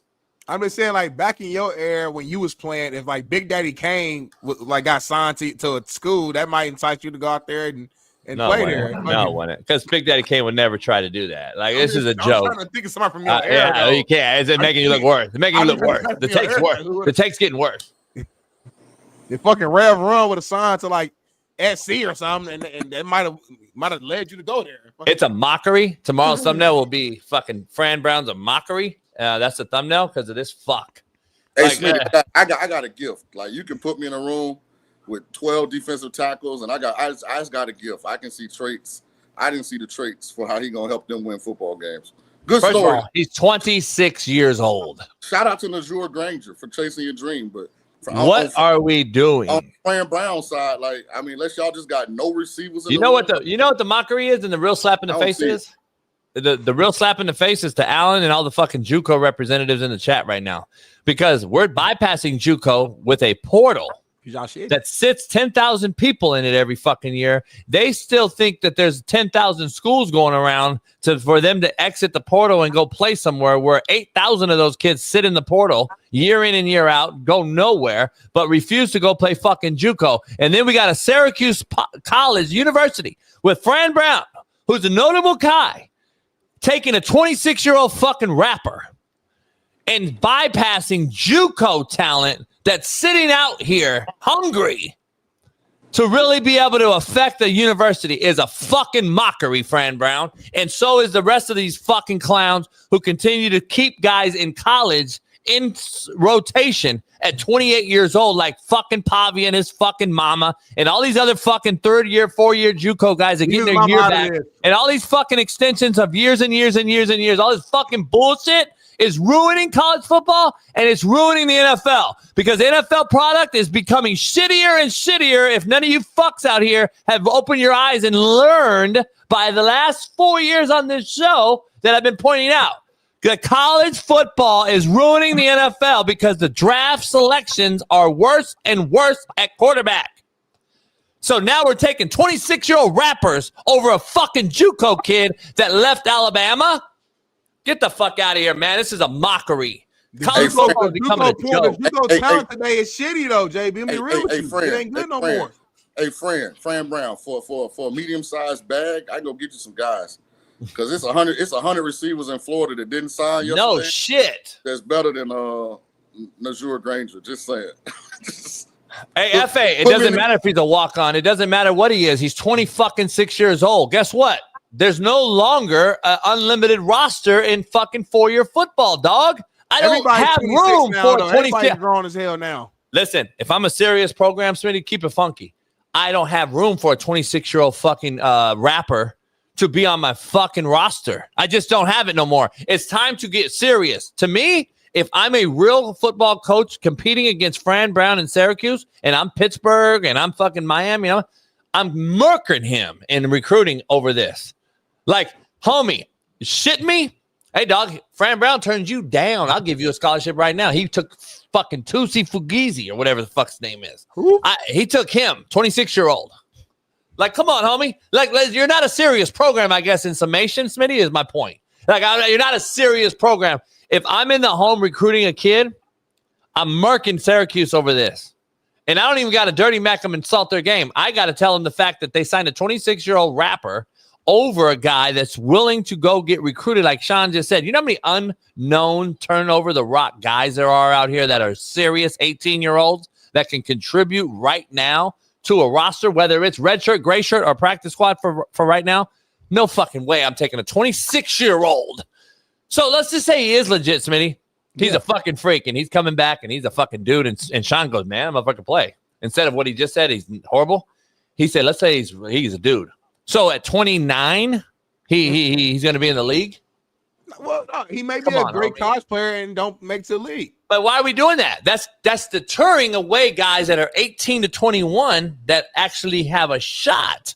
Like, I don't understand what we're doing in college football. I don't understand how the NCAA is allowing it. I don't understand. Oh, that's what I was going to get to, JB. It needs to be an age limit on competing in collegiate athletics. It's fucking unbelievable. How would you do it though? Like, how would you set up? Because, like, again, even back in the days, you had old heads who played. It was different situation, but I'm just saying we got examples of old heads who played. The quarterback of Oklahoma State. You have different situations where people, military or whatever case may be. You know what I'm saying? Mormon mission come back. So, like, do you just excuse those examples? Great point. Great point. No, great point, Smitty. Because here's the issue. So when I was coming up recruiting Brad Sorensen and these other guys that were NFL guys, there were 2 NCAA bylaws that existed at the time for your clock to stop. 2, war and Mormon mission. That was it. Okay. There was a third one that I've never seen in my life, and that was a Greenpeace. It was called Greenpeace, meaning you went over somewhere for Greenpeace and did a fucking whatever. So basically, it's the same as a Mormon mission. But you had 2. That's been abolished, homie. Now it's just anyone. We got 45-year-olds that played for me, playing with their son in fucking junior college, homie, in Compton. That we broke the story, and ESPN ran and never tagged us. Fuck you.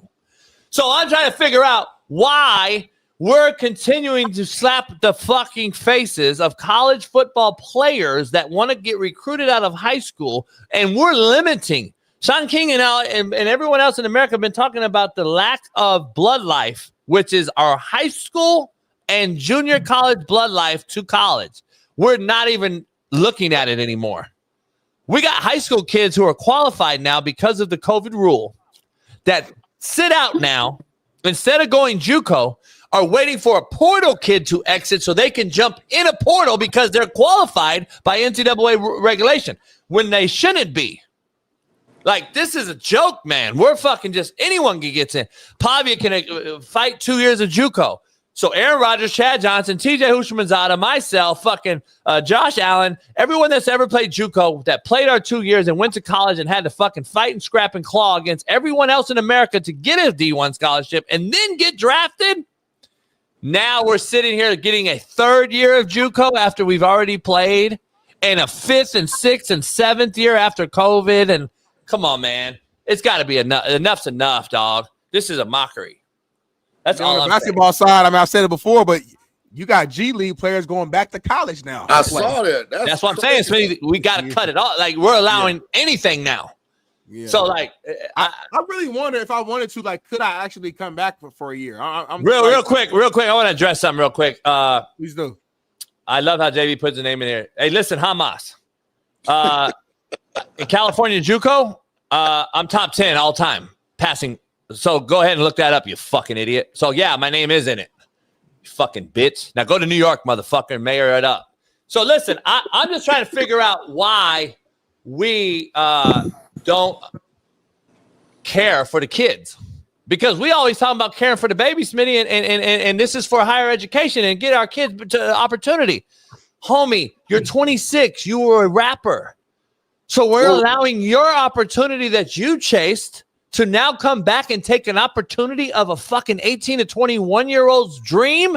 But you already lived your dream, homie. You're a grown man now by most people's fucking definition. You're a grown-up now. Why do you need to come back? And if we're all talking about equity and all you fucking feminists out there, guess what?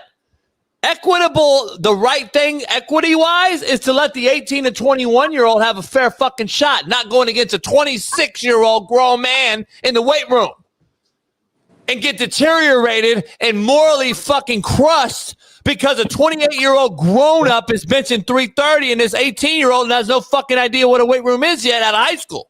So guess what? Now we're morally crushing kids before they even get started, though, Smitty. No, it's not his fault. Because if you go to Alabama, DC, I'm on fucking 330, 375. No. But listen, it ain't their fault because you on one side you'll defend the inner city of how or the lack thereof of coaching and mentoring in places like Florida. Shaun King will talk about LA, fucking all these shitholes that have shitty ass coaches and no resources that need to go get developed. You're right. By a real situation. And so we're going to give them that opportunity to get them in that program and teach them how to lift, Smitty, teach them how to run. You know what I'm talking about. You're right. So we need to, so now we don't have that because we got a 28-year-old in there clowning, Smitty, like, motherfucker, yeah, you little boy.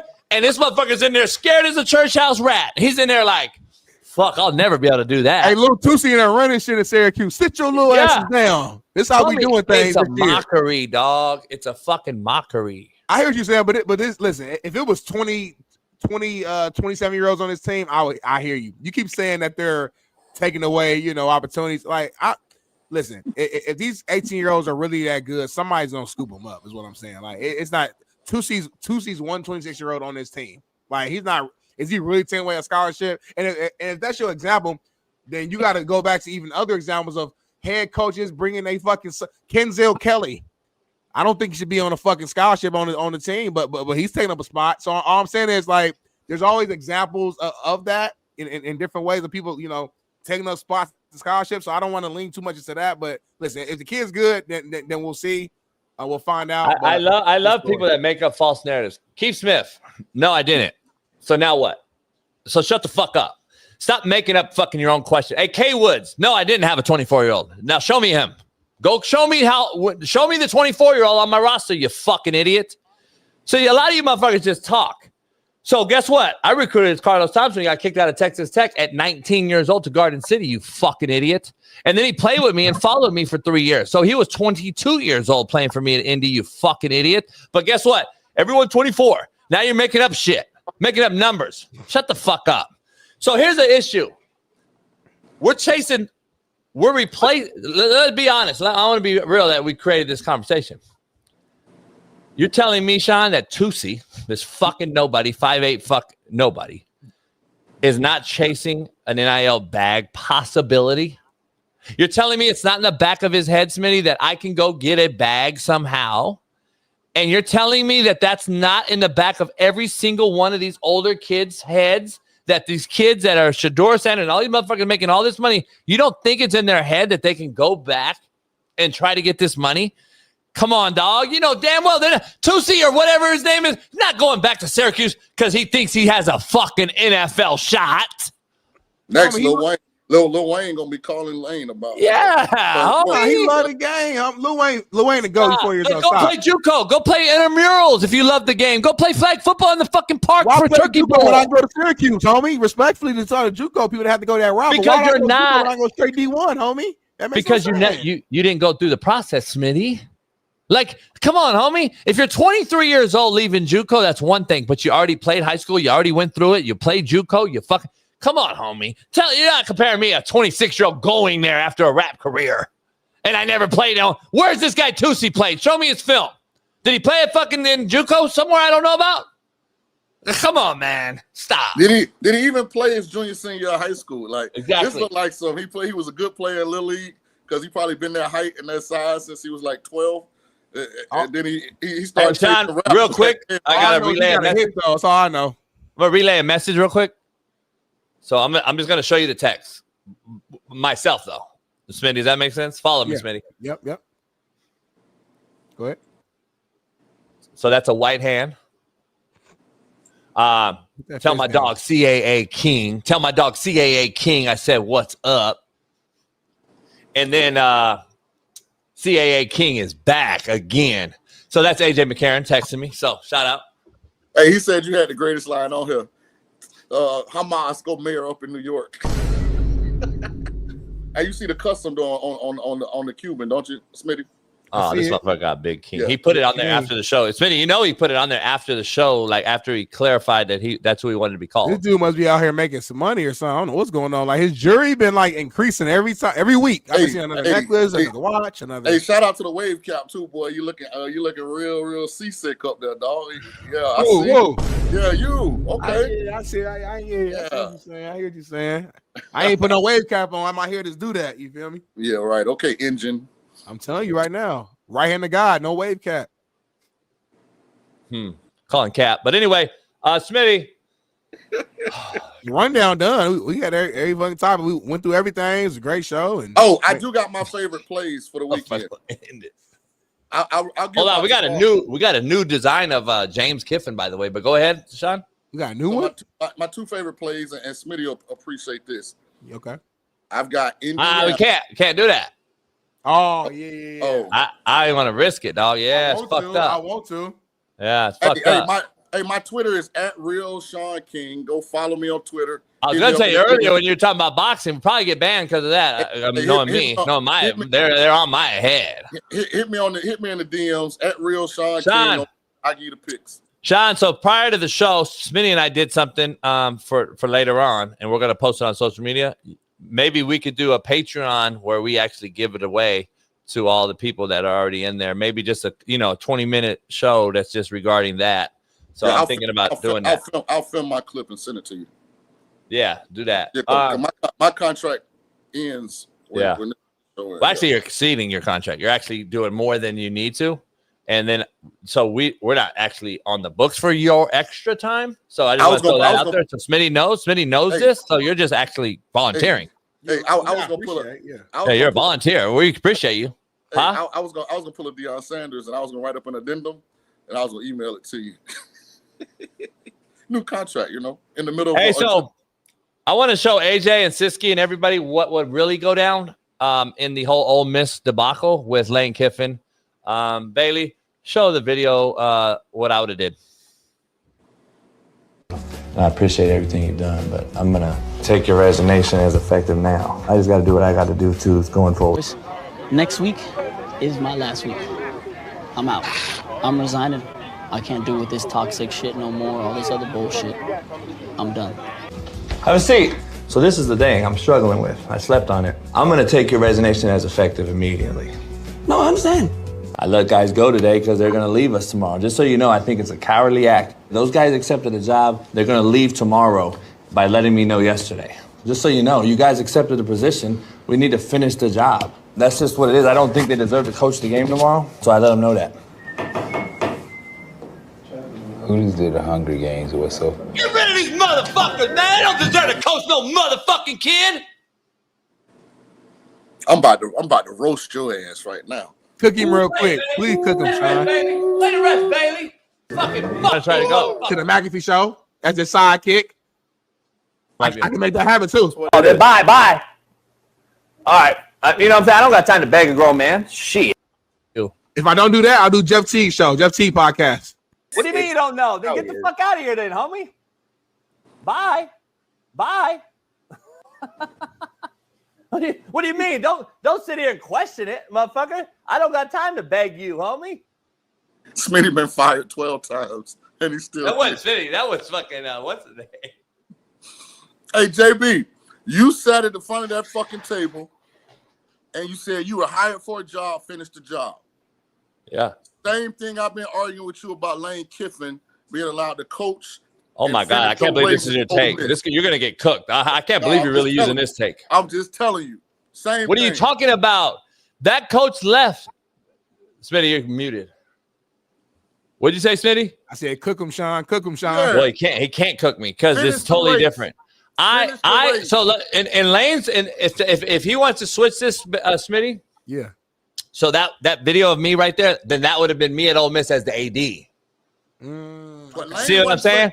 That's the only way you can spin it, Smitty. That's the only way you can spin it. Totally different. The head coach tells the assistants, I'm leaving? What are you talking about? Smitty, here's the difference. Lane wasn't loose lipping talking about, I'm sick of this toxic shit. Lane was like, I'm going to take the LSU job, but I want to finish this race. Then the AD came in like, nah, bitch, you leave and leave. What I just did, that's my point. I was the AD. Nah. You don't get to finish the race when you left. You're telling me you're leaving, homie? Shaun, why was the AD's voice like that? Because he's a scorned woman. You do it again real quick? Nah, bitch, you leave and leave. So that's the AD's voice. Okay, that's what. Yeah, that's how he was in there. Then he swashayed out the room like he did something. So you basically calling an AD like a bitch, basically, like a scorned woman got caught up in his feelings. Clarity on that. For AJ and Siski out there, we got a new Braden Fajoko designed Lane Franklin or James Lane or James Kiffin. James Lane is insane. This is literally how they would look. Literally. That is Lane Franklin. That's Lane. Yeah, this was Lane Franklin. This is Lane Franklin. The other one is James Kiffin. This is Lane Franklin. James Kiffin, and then there's Lane Franklin. I kind of want to put him like we gotta do it now, but I kind of put them like side by. I might do a side by side of both the pictures. Yeah, and I can see them the difference. It's like it's That- kind of like my that's twin brother, fucking crazy. Dan Rail, and then Darnell. It's like it's Hey, AI is going to be the end of a lot of people. AI is going to get people their third strike. They're gonna have to deal with the governor on not pulling the fucking thing down on the chair. Like AI is gonna fuck us, homie. I'm telling you right now. But it's also gonna make us rich as hell if you get on it. So AI. So like prior to AI, I was already lied on. Mina Kimes did that to me publicly, right? So Mina Kimes. So anyway, if you think about it, now I can literally, I can have Smitty running out the motherfucking bank, homie, with the cheese, Shaun. Call the cops. Motherfucker, this is Darnell Smith. He just robbed motherfucking Bank of America. I got a video. And Shaun and Smitty already had 2 strikes legitimately because he stole pizza in Naptown, and then he went to fucking over there. The Muncie. Ain't that what Ball State at? Yeah, Muncie. But he went to the fucking shitty hamburger place. He got warrants in Muncie from the transportation police. And I just gave him his 3rd strike. And Smitty like, man, that shit was AI, man. Parking illegally. How many tickets you had in college, Smitty? For parking where you were supposed to? I had a handful. Indiana cops be hiding and waiting for you to come up that exit. But man, I don't know, man. This AI shit is crazy, though, homie. But I do think if you learn it and you get on it, I think you can make a lot of fucking money too. Cause we in the very beginning stages of it. Oh, you can make money. Hey, mofo say I got my jewelry from City Trends. Now you definitely got this from the middle of the mall, but hey, don't matter, homie. Hey, y'all ain't shit in the chat, man. As long as it look good on inside the matter, you know, it can be. Hey, fake, Smitty. Eventually, we got to transition some NBA. We did it a little bit yesterday. Today, though, so a lot of other things have happened. So, CP3 was booted out of LA. Did you hear why? What the straw that broke the camel's back? People are saying there's different things, but James Harden today, though, has said he was as shocked as anyone to find out why or why he was let go. Number one. T. Lou wasn't talking for a minute. And I got some, I mean, I heard before the news broke, I heard from a source, I can't even say his name though, but a direct source to T. Lou right before this shit broke told me that they were thinking about this shit happening. I'll tell y'all offline who I'm talking about. Just saying on the line. I just don't want to put the person out here. I already know. So probably everybody else does too. You have no idea who I'm talking about. But yeah, but go ahead. So I'm just saying. And then so we had that happen. Giannis. It's not Paul. People have come out and basically said Giannis is demanding it. Doc Rivers said no, he hasn't said he wants to leave at all. He loves Milwaukee. Blah blah blah. I find that hard to believe from Doc. But again, then he gets hurt last night, Smitty. Goes down with a calf strain that kept him out of a playoff run just a couple years ago. Ironically, in the very same spot he got hurt in last year. So it's weird. So that happened. And then you got LeBron and your boy JJ Redick cussing out LeBron for chilling with the talking to Dylan Brooks and them while JJ trying to call plays. Woodshedded. Well, they're getting woodshedded, and it's like, fuck you talking. Like, I love JJ for that. Say, Bron is embarrassing. Giannis is garbage. Now Giannis is Kawhi. I'll relax now. Giannis has been hurt as much as Kawhi the last 2.5 years. Nah, stop, homie. So Smitty, I'm just saying. Smitty, you have an insight. Kawhi, homie, you need to chill out with that. Smitty, you have an insight. Shaun and I have talked. I have an insight on this particular guy because obviously I grew up with his pops and shit like that. Rest in peace. Oh yeah. But Kawhi Leonard seems to be like the one bad apple that continues to allow, like, something's going on. Kendrick Perkins came out of all people and said this might set the Clippers back 5 to 10 years. It was the worst free agent pickup in the history of NBA free agency. Do you already set him back 5 years? He's been there damn near 5 years. I mean, you got to think about it, bro. When they brought him, they brought Paul George there. Paul George got there through trading Shai Gilgeous-Alexander to OKC. At the time, we thought this is a hell of a trade. This is amazing. They didn't do nothing, but they made the playoffs, I think, a couple years, and then didn't do anything. Paul George gets hurt, Kawhi gets hurt, Paul George gets traded. So Kendrick might be right. It might end up. I mean, to me, they've already been set back. So to me, the years have already started. So it might be 5 more years. I like Doc as a person. I don't know how he still continues to be employed. I hear he's a great motivator, though. That's why Doc got pictures. I hear Doc's a great motivator in the locker room. Well, that's what Paul told me. He said, hey, one thing about Doc, pre his speeches, he gonna make you feel ready. He's a people person. People like him. So I think that's I like why. Doc. I got to know him down in Orlando, but Doc got pictures. So you say he blackmailed the league? Absolutely.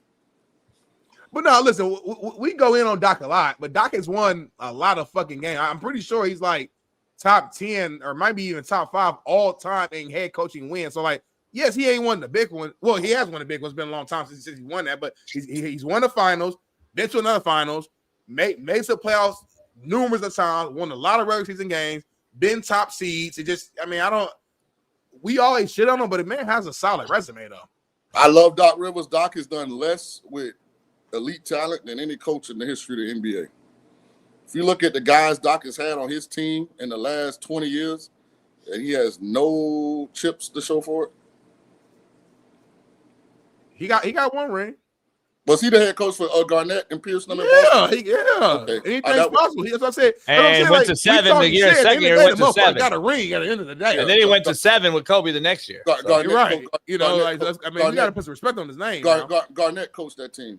No, he didn't. Stop, homie. Stop, man. It's a story where motherfucker, they played the Lakers early, I think, in the season, and I think lost the game. They were in the locker room. Doc took money out of his pocket and put it at the top of the fucking ceiling and told them, "We gonna be back here, and we gonna win the fucking finals, and I'm gonna get the money and get it back to you." They went on and beat the fucking Lakers. He remembered that he did that, took the money out, and that's a fucking leader right there. So we got to shut out a little bit. What that means is they need to fire the goddamn cleaning crew. That was a long time between losing one finals and the next year finals for some shit to still be on the roof. The real story was I think they lost like game fucking 5 or some shit in LA. And that was like, we gonna be back here for a game, whatever, and we gonna get that fucking money, we gonna win this series, and that's how it happened. So it was only there for like a week or some shit. But the point of the story is that's a motivator, homie. I mean, how often they clean the locker rooms in? Good Lord. But it was in the ceiling. It was in he moved the top. They're not cleaning the fucking. Come on, Shaun King. And that LeBron thing though, he looks fucking petty. I agree with Shaun. He looks petty and like scorned. And he's doing it on purpose. Yeah. I mean, he's just chilling now. It's year 22, 23. I'd cut bait with him because I think that they got the white boys balling. They got fucking Lucas taking over, and even fucking Stack is coming out like, I'm fucking want these white boys. If what's name not an all-star, he said it's a travesty. What's his name? Austin Reeves. Crazy. The Lakers have turned into the Utah Jazz. Now Luka's gonna miss the next couple of games, I think, because he's having his second child back in Slovenia. So he's gonna miss the next couple of games, but he'll be back. But Luka, man, been dropping 40 like it's just a thing to do, boy. That's crazy. Missing games. No, anyway. These games, it's the regular season, homie. Go see I don't give a fuck. I don't give. Then pay me for those money. Give me his money for those games. No, Draymond, to your point, is having a kid, and he's not going. He's staying. He's on a road trip. So exactly. I mean, see, Draymond in witness protection right now. He trying to avoid King. Kenyon Martin's cooked him, boy. God damn. I don't think so. He ain't in a witness protection. I thought Draymond. See, cooking is a very like subjective. It's real subjective because actually I like Kenyon. I think Kenyon kind of just looks a little like this. It's weird. Like it's a weird beef. Like, I actually agree. Everything Kenyon where said. did it come from? Like just like a weird. But because you weren't born yet, so I watched Kenyon play against real basketball players. Is what I'm saying. Yeah, I know. Of course, to your generation, it all is. But like to our generation that watched it, when Shaun and I actually watched basketball, I agree everything Kenyon said. Like, he had to play against real motherfuckers in the post. Draymond never has. So I agree with him. Let me ask some, Smitty, in the show. Diego Pavia, obviously, back in the fucking news. Stays in the fucking news. I'm ready for him to go away. I'm not. But take a listen to this. Take a listen to this video. Last year too is you got a paper, you wrote down what you liked, what you didn't like, and then how much you wanted for the next year to come back. Mm-hmm. That is crazy, dude. Like, wait, who do you send it to? Santa? Theo everywhere that motherfucker is. This is his best friend. Theo everywhere. Yeah, that motherfucking boy. He must. Was this a Vanderbilt podcast? This is stepdaddy. They're in Nashville. They're all in Nashville. So is he talking about that's how the end of the year works? Yeah. That's insane, right? He talking about Vandy's like up and like Vandy's quiet and kept got money. They got hella money. He said you write down what you want. That's like Shaun, you and I have an exit meeting with our Q, and we're having exit meetings, and You know, hey, JB. I like JB. the mindset, Shaun. I'm down there gonna do that with when this season is over. When me and JB kind of restructure our contract negotiations, I'm just write down what I want to give it to you. I already did it. Same page. JB, we just a little too old, dog. What happened with the JB? You lost the signal? We start asking for more money. It's about to. Hey, it's cool. Now it's a Big Smitty and Big King show the way it's supposed to be anyway, homie. All my brothers put a fist up.